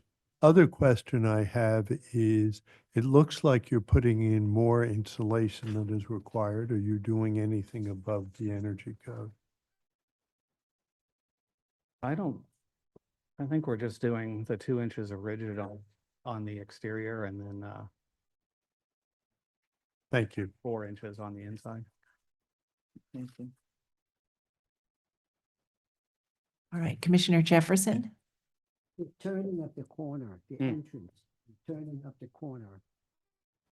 I like that idea, but is there any precedence for that at all on this law? Yeah, I mean, there are, and that's, I didn't take many pictures of that. You'll see on this block, and I think a lot of the fruit streets up in the North Heights, there are, what you'll frequently see is bay windows that are popping out or somehow engaging the view west to the water. I think most of the turning, though, of the corner goes on the corners. It was just that given the sort of given that the frame house was there, it felt like it was important to sort of turn the corner with that house and not give it an undesigned facade. All right, other questions? All right, we'll move to public testimony and then we'll come back. We may have more questions then. Is there anyone in the room who would like to speak on this item? Noting that there isn't, I will turn it over to Stephen Thompson to see if we have any remote participants. Thank you. If anyone is joining us via Zoom who would like to offer remote testimony, please use the raise hand function. Our first speaker will be Judy Stanton. I will be promoting you to panelists, after which we ask you to unmute yourself and you will have 3 minutes to speak.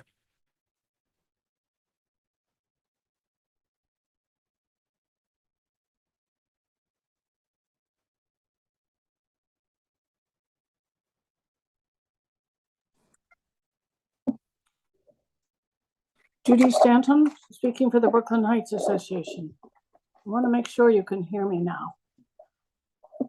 Yes, we can hear you. Thank you. Good. We think this proposal could benefit from further refinements before it is ready to be approved. Having the ability to compare and contrast the current proposal with two prior approved plans at this site, we see some design aspects that are improvements, such as a less busy facade.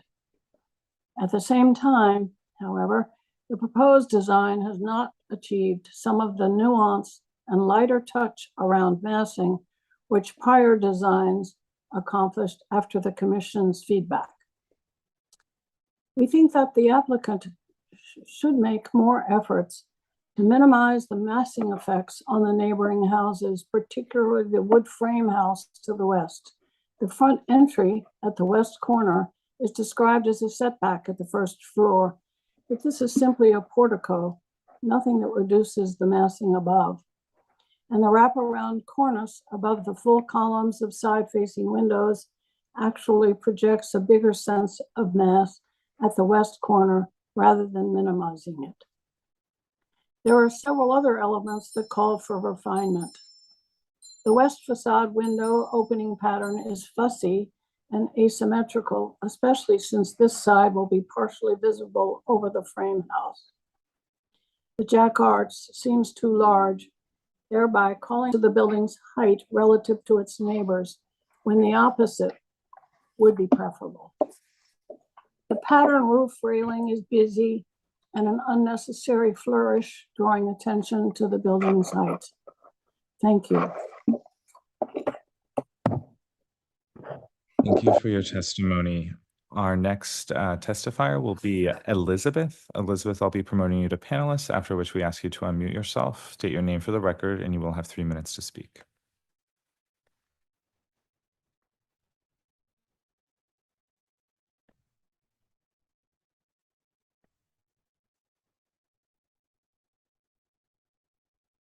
Audio, video. Good morning. If that worked, I'm Elizabeth Cunnick. I live in 25 Cranberry Street, the little wooden house right next door. There's some beautiful things about this project, but there's one contradiction and one concern and then a demonstration. So actually, there's the third floor windows. I'm hoping you're hearing me, right? Yes, we can hear you. Thank you. The third floor windows, one of them looks directly into my bedroom. The odd thing is my bedroom then looks directly through that window into the shower. I don't know if that was really meant or not, but that seems strange.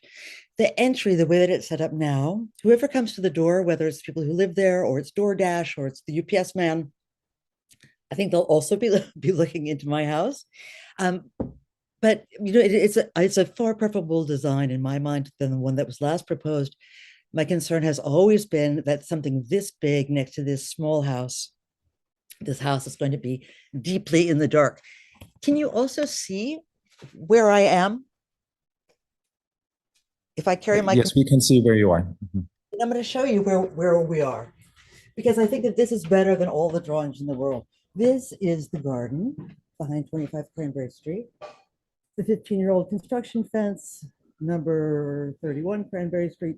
But that's the 5-story apartment building to the north. And then the old carriage house, which at one point had an elevator for cars. That elevator goes up and up and up and up, and it's behind that brick.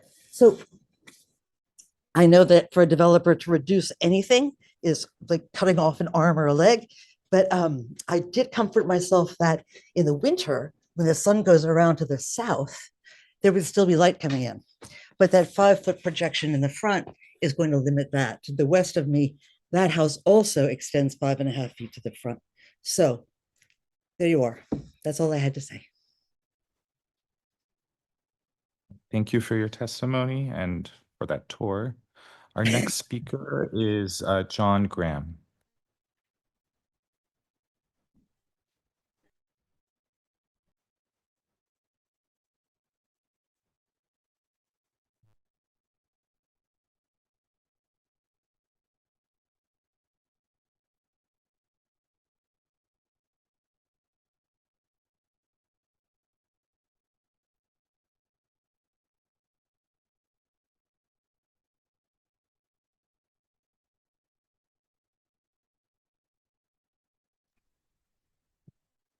Good morning, Commissioners. John Graham for the Victorian Society of New York. We are generally supportive of this proposal with a couple of reservations. Using a historic carriage house to inform the ground floor design is a clever way to incorporate a garage into a building that isn't otherwise a carriage house. We wouldn't like to see this become a common scheme, as there's a danger of creating an urban version of suburban tract houses whose garages are their most prominent features. The window openings on this house front facade would be some of the largest on the street and may contribute to the feeling that the building is dwarfing its neighbors, especially the little frame house next door.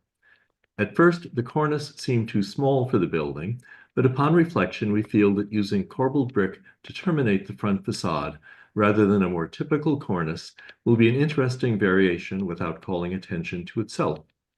Despite these few concerns, which perhaps can be addressed, we find the design appropriate. Thank you, Commissioners. Thank you for your testimony. Anyone else joining us via Zoom who would like to testify, please use the raise hand function.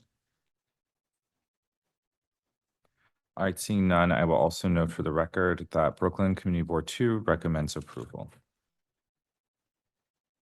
Thank you. So Brendan, would you like to respond to any of the comments we've heard? Well, I think the frame house issue is hard to address because obviously it's the only building on the Are you hearing me? Okay. Okay. It's the only building on the block that sets back that way. And so the decision we made in terms of the positioning of our bulk on the lot was to move it to the front, to the street, to reduce so that we could reduce it at the rear of the building. And we just wanted it to, I think I had heard that there had been previous concern on previous schemes about how far this thing was sticking out into the donut, this Cranberry Street donut. And so when we took on the design of this, we made the decision to put that bulk on the front and in that corner. And that is that. We met with the BHA architecture group, and they had given us a set of comments, and we did incorporate some of their comments into our design, and those included the sort of thickening, or actually no, the introduction of this stone band here that had previously been a taller facade. We introduced that. I think we beefed up the cornice. We lowered the building. They had also, I had a blind window on the side facade at the top floor, which they didn't care for. And when we did the rendering, we didn't care for it either. So we made that a window. They did not care for the glass block on the side facade, which I totally appreciate. But that one we didn't do anything to address. We also experimented with making the person entry larger, or I should say making the corner post smaller, but I thought that it sort of fouled up the centering of the masonry opening on this line of windows over here. And then the last thing is the issue of the window width. I believe we drew smaller windows to start, more in line with these structures where they're smaller and then paired together, and then ended up realizing that the windows on the house directly next door were actually quite a bit wider. And so we keyed off of the house to the right in terms of the scale of the windows. The smaller windows on this larger facade looked a little rinky-dink when we drew it that way. So this is where we settled. I would also say that I think the ironwork at the cornice is hard to really see because it's set back about 3 feet from the edge of the cornice. So I'm not too worried about that, but we'd certainly be open to simplifying it if that was deemed important. I think that's it. Thank you. Commissioners, any final questions? All right, then I think we'll move to our discussion. Commissioner Lutfi, would you make a motion to close the hearing? So moved. Thank you. Commissioner Chu, would you second that motion? Second. All in favor, say aye. Aye. Any opposed? All right, the hearing is closed and we'll begin our discussion on this proposal for a new building on this site. And as was stated earlier, the commission has previously approved two other designs of similar height and massing, but different designs for this site. And we've heard some discussion about the context, both in the front and the back. And so we'll begin our discussion. Commissioner Goldblum, would you like to start this one? This is an interesting site. It's a site, can I be heard? I know that was an issue last time. Abby, can you confirm that you hear Commissioner Goldblum? He's very faint, but we can hear him. I'll speak up. Okay, is that better? That is much All right. better. Thank you. All right, all right. So this is an interesting site in that we have seen it at least 3 times that I can recall. And the issue that was raised each time was pretty much the intrusion into the block of the rear of the building, where there's an allowable intrusion for zoning from a zoning perspective that's quite a bit deeper than any of the buildings to the either side. And it is a very unusual site in terms of its kind of pattern of development, which could argue for a wide variety of approaches. What was interesting about, the interesting thing about this for me is that it takes a very different view on what the design of the building should be, right? The last design that we saw and that Brendan showed a little bit of was a frankly modern building that was trying to kind of derive its design from its context, which was a very asymmetrical, uniquely varied context. One side low, one side high, one side set back, one side pushed forward. And it did so in a very frankly asymmetrical way, both in plan and in section, that resulted in a building that was pretty much would only be appropriate right here. Brendan's building takes a totally different approach. And its approach is kind of like what would have been built here in the 1880s or 1870s. What would have been a logical development in past eras that would be deemed historically significant to the district, and how can my building follow that kind of typological development? And I think it's a different approach, but I think it's a reasonable approach to take. And I think from that vantage point, the fact that the proposed building gestures much less overtly to its unusually small neighbor to the left is appropriate, because frankly, the rest of the buildings on the block don't gesture to that charming little building, even though that little building was there when they were all built too. So I think that the notion of a building that is somewhat less deferent, using a historical strategy that is demonstrated by the other buildings on a very varied block, is a reasonable approach. So I think that, as a concept, as an approach, this is a fair and reasonable one to take, even if it results in something that's less demonstrably deferent to its immediate surroundings. I think that the integration of the carriage house type is a good way to deal with, a very honest way to deal with the desire of the owner to have a garage. And it's supported by the context very well. I think the choice of brick and materials in general is appropriate. I think that the use of the bluestone is also perfectly appropriate, even if it's not supported by the immediate neighbors. I think that the black painted cornice is interesting and is certainly an acceptable variant of a cornice in a modern building, or modern-ish building. I think Mark's idea about making a glazed brick would probably be a wise thought, and I wouldn't object to that. I think that the applicant should work with the neighbor in terms of the window placement of the party wall windows. If it does in fact look into their bedroom, it's not exactly very nice, but it's not really a landmarks issue. I think that the rear facade is, and the massing is generally appropriate given, again, the unusual nature of the block.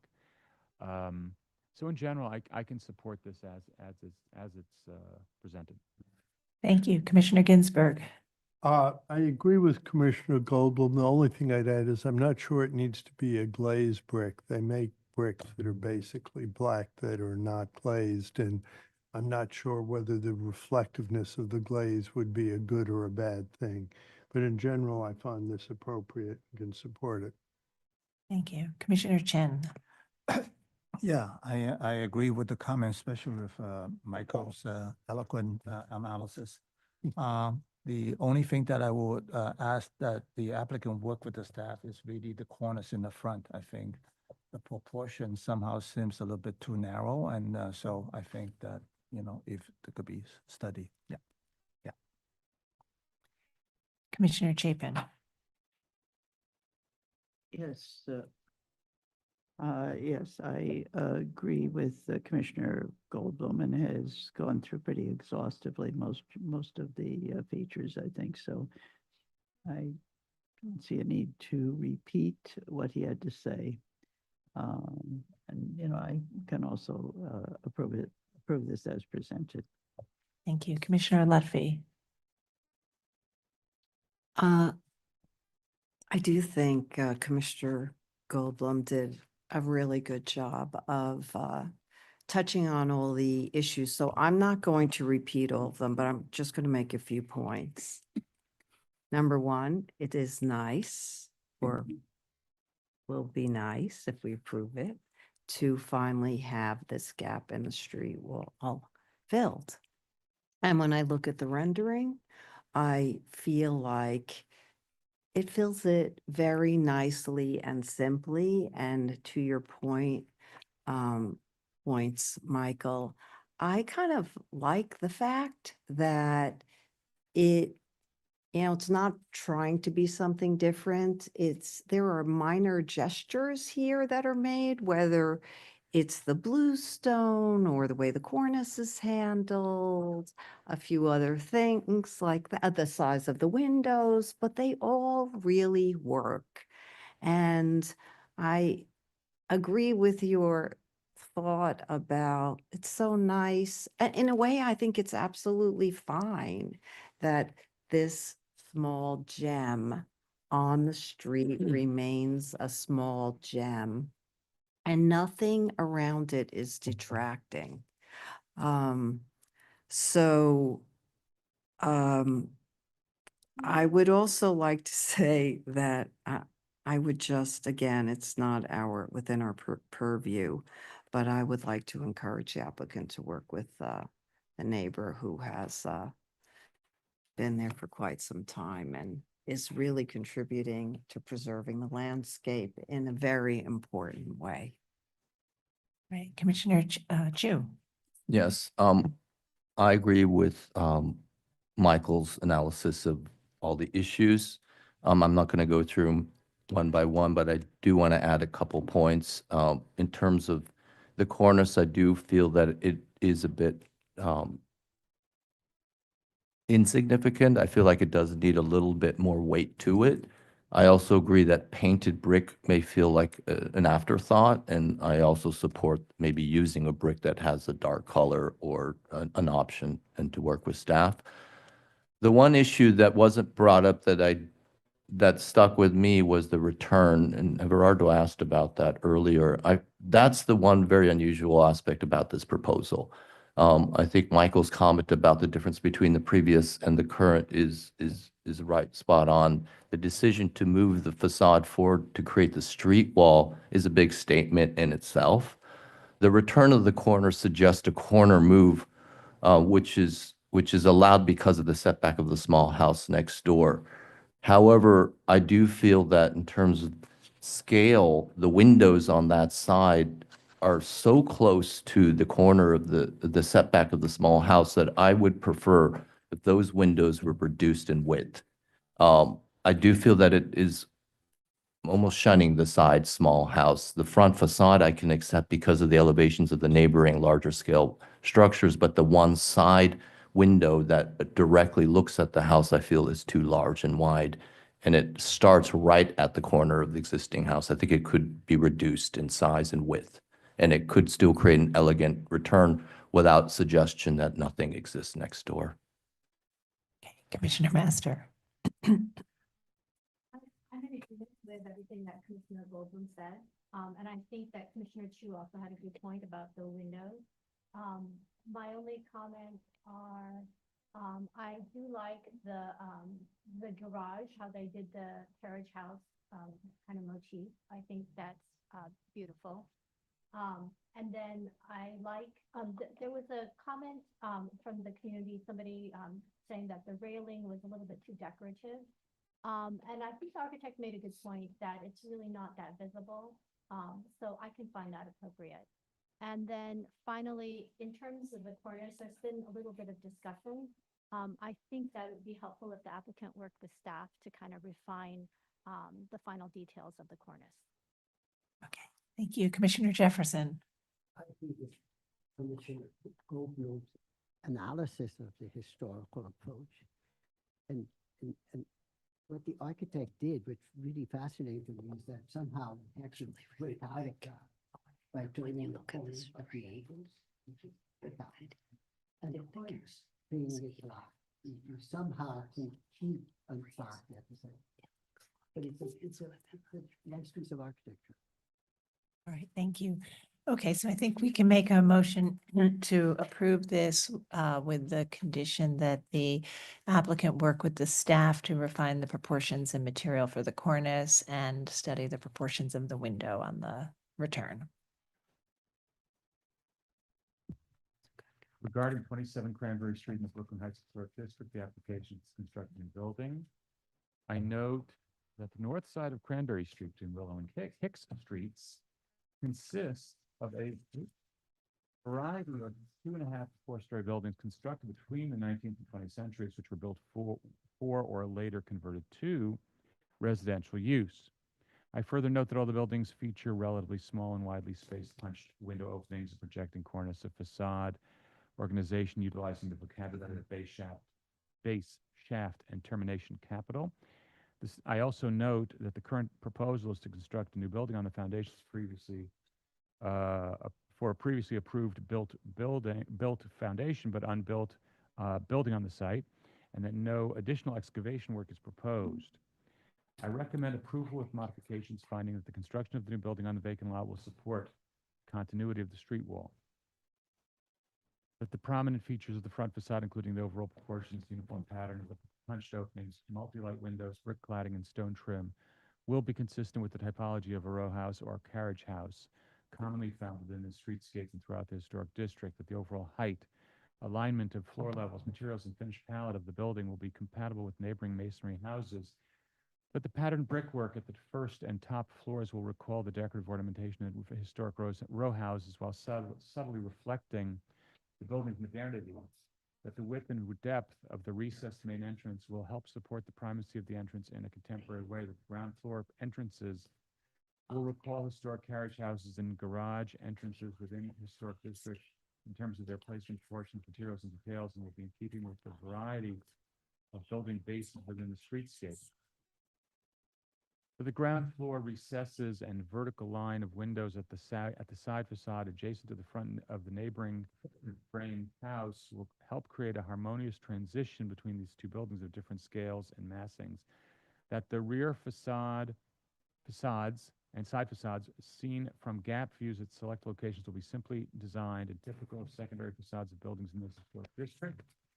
In terms of solid to void ratio, division between floor levels, punched openings, articulated infill, materials, and finishes. That the 2-story projecting bay at the rear facade will be consistent with projecting bays sometimes found at secondary facades of row houses of this historic district in terms of placement and prominence, and that the depth of the house and its projection to central green space will be compatible with its block with features which features buildings of varied massings, including some with equivalent depth and projection.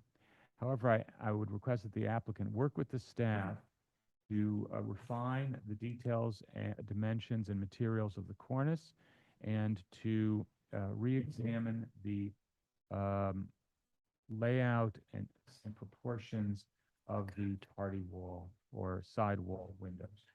Thank you. Commissioner Jefferson, would you second that motion? So moved. Thank you. And John, will you call the vote? Chair Carroll, Aye. Commissioner Chapin, Aye. Commissioner Chen, Aye. Commissioner Chu, Aye. Commissioner Ginsburg, Aye. Commissioner Goldblum, Aye. Commissioner Jefferson, Commissioner Lutfi, Aye. Commissioner Master. 9 favor, none opposed, the motion passes. That's approved. Thank you. And please continue to work with the staff, and we'll move to the next item. Next item is public hearing item number 3, LPC 25-08890, an application for a certificate of appropriateness in the Borough of Brooklyn, Block 236, Lot 99, 127 Hicks Street in the Brooklyn Heights Historic District, an Anglo-Italianate style row house built in 1849.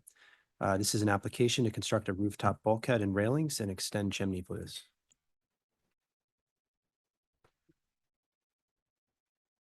Hi. Please go ahead.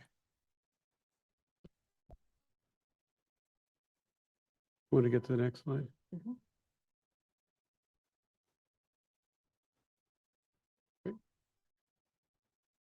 Good morning, Michael Ingui Architecture, looking at 127 Hicks Street, a bulkhead and roof deck. This gives you a sense of where the house is. It's on Hicks and Clark. I think it looks, you can see it a little better in the upcoming photos. This is the roof deck or the roof condition right now, typical townhouse roof. This shows some of the visibility of the bulkhead. The bulkhead has an 8-foot ceiling. We've set it down tight to the joist. So we've done what we can to kind of lower it as much as possible. It follows the size and shape of the stair below. This gives us some context, although you can kind of see zoomed in to the bottom right of each photo, you can start to see what is visible. And so you've got a little bit of the front chimneys, which have to be extended up, that are visible. And the railing on the front right side and left side. From Clark Street, you can start to see, again, a little bit of the extension of the chimney, and you can see the back of our bulkhead. Just to talk a little bit about the bulkhead, it will be a gray standing seam on this side. It will be a gray stucco on the other side. The railings will all be painted black and will be quite simple. And you can see the rendering next to the mock-up. Some views showing what needs to be extended. There's a mechanical unit a little bit right next to it as well, but that doesn't seem to be visible from many locations. Thank you. Thank you very much. Any questions on this one, commissioners? Okay. All right, let's see if we have any testimony. I'll note that there is no one in the hearing room to speak on this item, so I will turn it over to Stephen Thompson to see if we have any remote participants. Thank you. Anyone joining us remotely via Zoom who would like to offer testimony, please use the raise hand function, after which I will promote you to panelist and you will be able to unmute yourself, state your name for the record, and have 3 minutes to speak. Our first member of the public to testify is Judy Stanton.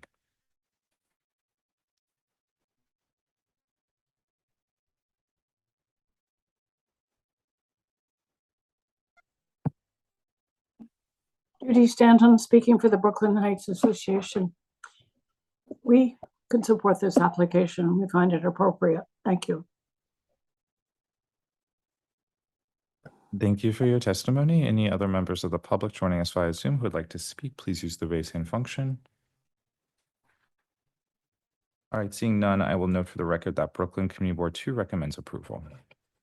All right, thank you very much. So it's supportive testimony. Are there any other questions, any final questions on this one, commissioners? Okay. All right, so then I think we can close the hearing and move to our discussion. Commissioner Master, would you make a motion to close the hearing? Thank you. Commissioner Chu, would you second that motion? Second. All in favor, say aye. Aye. Aye. Any opposed? Okay, so this is for a stair bulkhead that is limited in height and its form is typical of other bulkheads, and there is some visibility of the raising of the chimneys and the bulkhead, which is why it's before us today. So Commissioner Lutfi, would you like to start this one? This is very simple.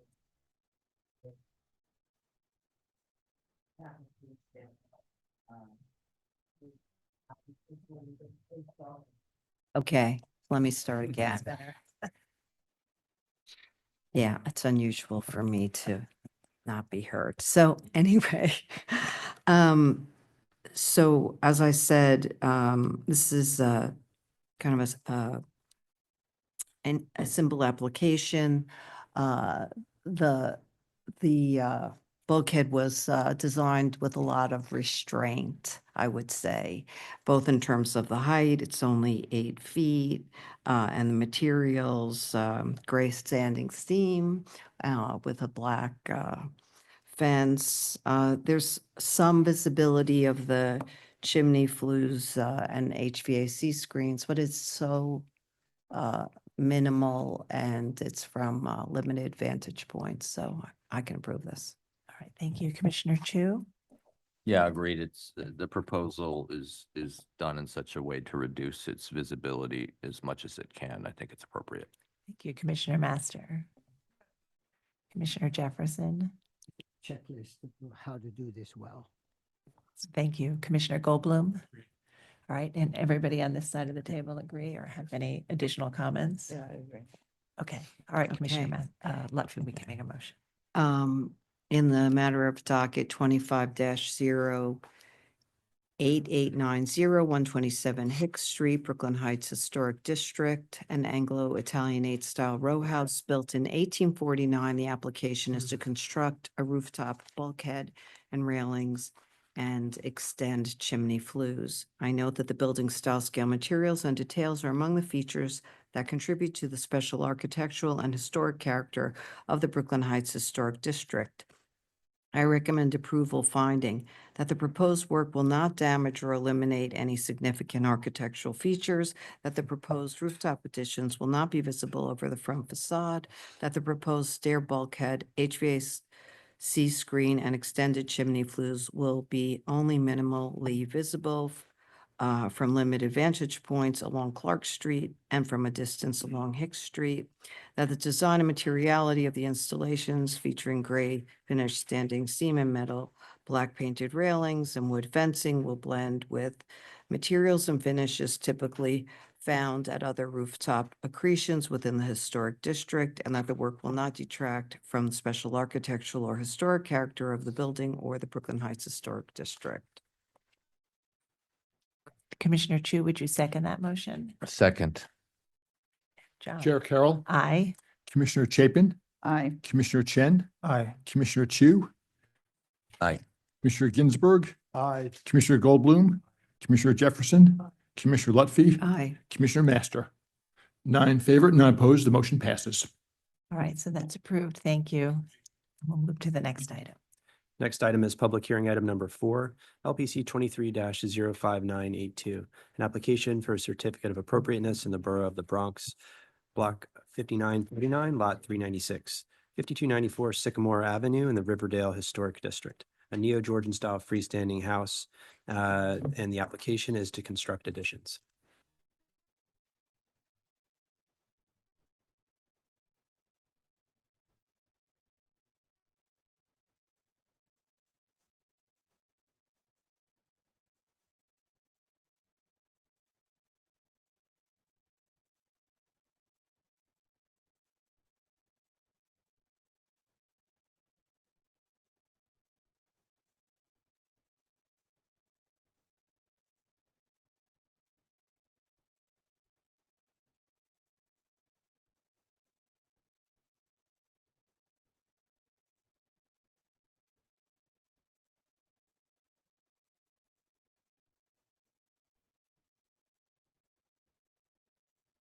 Good afternoon, Commissioners.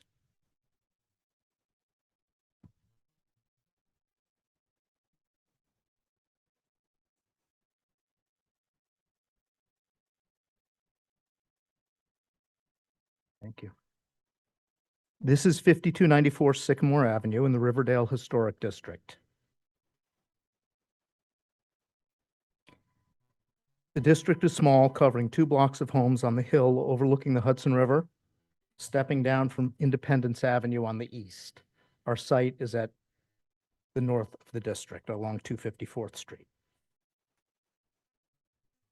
The existing dwelling sits high off Sycamore with steps traversing up the site. It's a steeply sloped site with vehicular access via a shared driveway at the rear of the house from 254th at the north. We are proposing an approximately 1,000 square foot addition at the rear, incorporating the former garage. View up the hill from Sycamore is heavily foliaged from the street. There is a visible view of the rear of the house and the garage up the driveway from 254th. Note there's a prior 2002 enlargement before our ownership of a visible sunroom on the north facade. This district is noted for its topography and is part of the Special Natural Area Zoning District. The front of our parcel on Sycamore. And for the record, I'm John Field. This is Building Studio Architects. We are presenting on behalf of ownership. The district is noted for its topography and is part of the Special Natural Area Zoning District. The front of our parcel on Sycamore is steeply sloped up, rises 25 feet up from Sycamore. The prior enlargement is visible here at the left, that sunroom on the left side of the main facade. These are plans showing that former addition, the little sunroom on the north.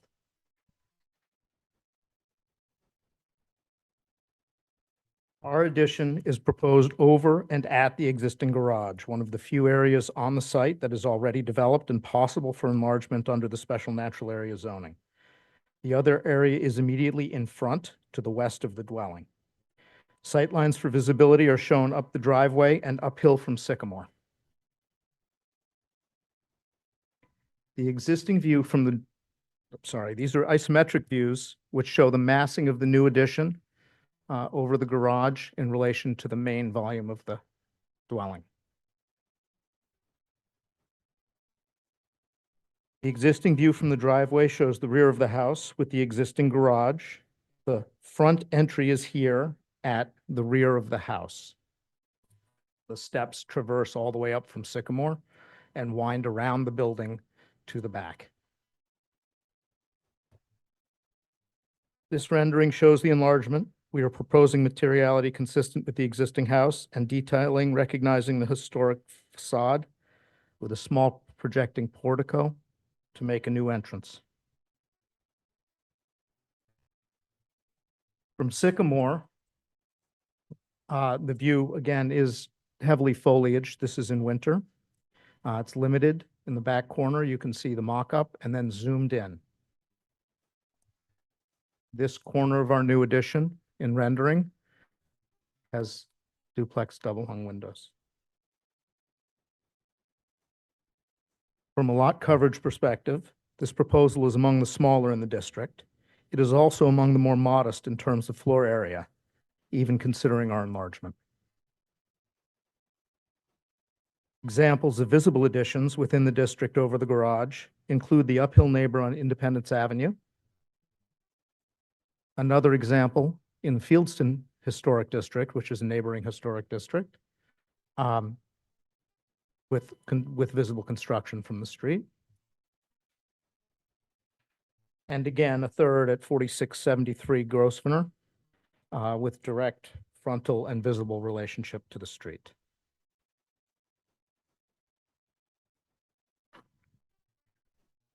Our enlargement continues the first floor front windows, arched brickwork headers and shutters with bulkhead panels, and a brick band at the water table that surrounds the house at the first floor. Quickly looking through the plans, our ground floor where the garage was is a living room. On the second floor, we are adding 3 bedrooms and a bathroom. And the roof is to be slate, similar pitch to the existing house. The ridge is lower and wraps around. Our elevations show the changes at the north facade.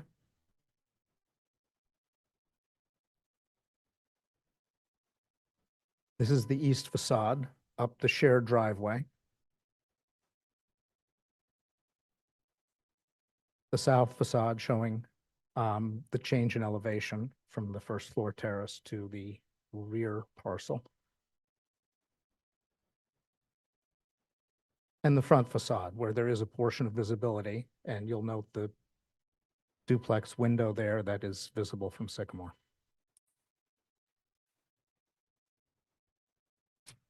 Sections again show the interior volume, alignment of the eave and gutters, and volume of the interior living space. Materiality, white paint, wood trim, common brick, and natural slate. That's all I have. All right, thank you very much. All right, do we have questions on this proposal? All right, not seeing any questions. Let's see if we have public testimony, and I'll note that there is no one in the hearing room to speak on this item, so I'll turn it over to Stephen Thompson to see if we have any remote participants. Thank you. Anyone joining us via Zoom who would like to speak remotely, please use the raise hand function. I will promote you to panelists, after which we ask you to unmute yourself, state your name for the record, and you will have 3 minutes to speak. Our first speaker is Lucy Levine.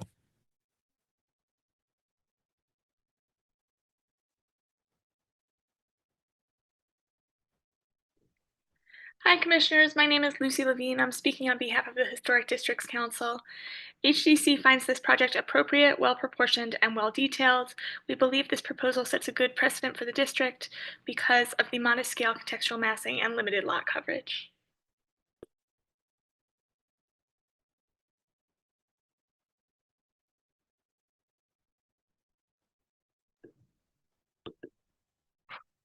Hi, Commissioners. My name is Lucy Levine. I'm speaking on behalf of the Historic Districts Council. HDC finds this project Lucy, we did hear you. Thank you. I'm sorry we had a little gap on our end. great. Hi. Thanks. Okay, anyone else joining us via Zoom who would like to speak, please use the raise hand function. All right, seeing none, I will also note that Bronx Community Board 8 recommends approval. Yes, Commissioner Jefferson. On page 17. The right of the existing entrance, correct?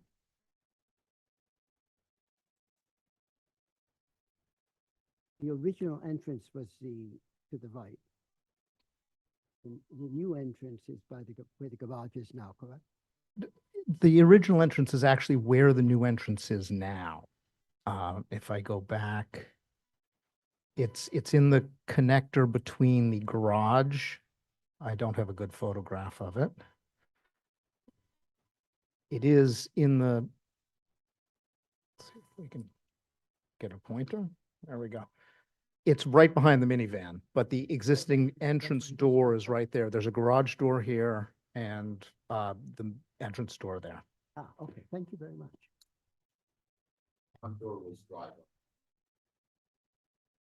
On the same facade, correct. As far, it added at some point, I'm not sure. I mean, it may have been original. It's a slate roof and it's old. Yeah, the question was that when the garage was added and where the original entry was in relation to it. I'm going to go to the elevations where we see the before and after. Yeah, thank you.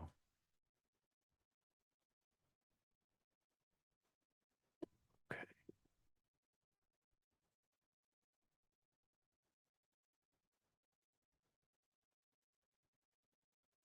So this is our proposed entrance. Proposed. This is the original entrance. Hmm.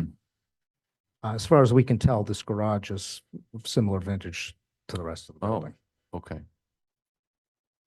Thank you.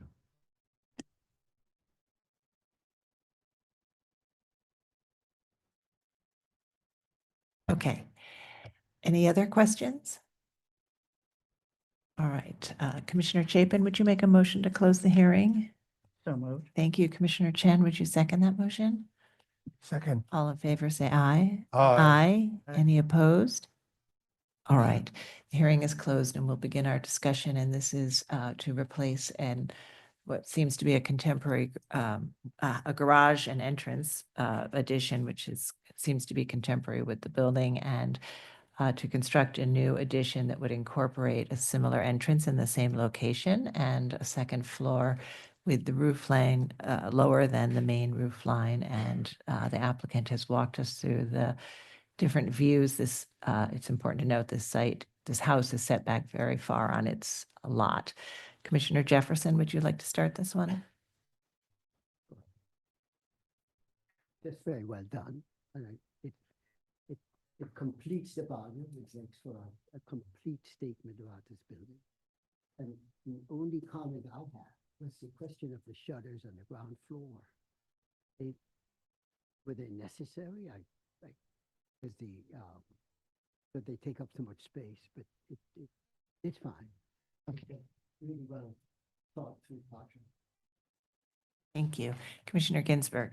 Appropriate. Commissioner Chen. Agree with all the comments, especially the testimony from Historic District Council. Very well done, very well proportioned, very nice. Commissioner Chapin. Yeah, I think this addition is very well integrated into the existing building, and with the setbacks and the materiality and the colors. And it changes the appearance, but it's very well balanced. And I agree with Commissioner Jefferson. I was thinking it really completes the facade. It actually looks better. It looks like it was meant to be this way. So I think it's totally appropriate. Commissioner Lutfi. Yeah, I agree with my fellow commissioners. When you move from elevation to elevation, you can see that the moves are not only harmonious, but in some ways they're better because they round out that elevation very, very nicely and complete it in that way. So I can approve this. Commissioner Chu. Yeah, I think that this is an appropriate proposal. It does feel like it was almost part of the original house and what's being proposed. At first, I felt a little uncomfortable with the Georgian entry being pushed into the corner, but I do think that that corner porch in the original house recalls it, and therefore I think it's okay. Okay. Commissioner Master. With all the other comments, I also want to note that this house is set back quite a bit from the driveway, and so the visibility is minimal. Okay, thank you. So Commissioner Jefferson, would you be able to make the motion for us? Are you comfortable doing an approval? Great, thanks. In the matter of LPC /23 5294 Sycamore, Brigadier, this goes this way. Application is to construct an addition. Note that the building style, scale, material, and details are among the features that contribute to the special architectural and historical character of the Riverdale Historic District. I also note that in 1974, the special architectural and historical character of the Riverdale Historic District, that the City Planning Commission established this, quote, Special Natural Area District, SNAD, to guide development to preserve significant natural features by requiring CPC review of the site alterations and new development. I recommend approval finding that the proposed modification and enlargement of the simply designed one-story garage and connection to the house will not eliminate any significant architectural features. that the proposed addition would only slightly increase the footprint of the garage, will maintain the open character of the site, and will not eliminate any significant landscape features. That the proposed addition would only be visible from the public therefore at a selected distance vantage point, that the proposed addition will be set back from both primary and secondary facades, although as subordinate to the house, that the design, massing, and materiality of the addition, featuring a hip roof, punch openings, and red brick and white finished wood cladding and shutters, will be harmonious. That the proposed windows will match the configuration of the window, of aluminum clad windows instead of wood, with painted finish will not be discernible from the street, and that the proposed work will not detract from the special historic and architectural character of the house or the Riverdale Historic District. Thank you. And Commissioner Master, would you second that motion? All right, John, will you call the vote? Yes, before the vote, I'd like to note for the record that Commissioner Goldblum is recused and was not present for this item. Chair Carroll, Aye. Commissioner Chapin, Aye. Commissioner Chen, Aye. Commissioner Chu, Aye. Commissioner Ginsburg, Aye. Commissioner Jefferson, Commissioner Lutfi, Aye. Commissioner Master. 8 in favor, none opposed. The motion passes. That's approved. Thank you. And we are a little ahead of schedule. We're going to break for lunch now, and we will come back. We'll come back at 12:45 and resume with public hearing item number 5 at that time. Thank you. And we'll ask all members of the public to voluntarily exit the Zoom meeting at this time so that you don't have technical difficulties that might arise if we remove you and you wish to return. Thanks.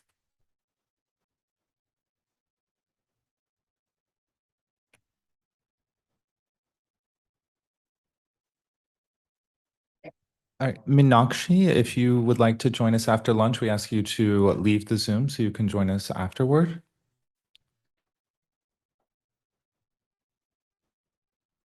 Meenakshi, okay.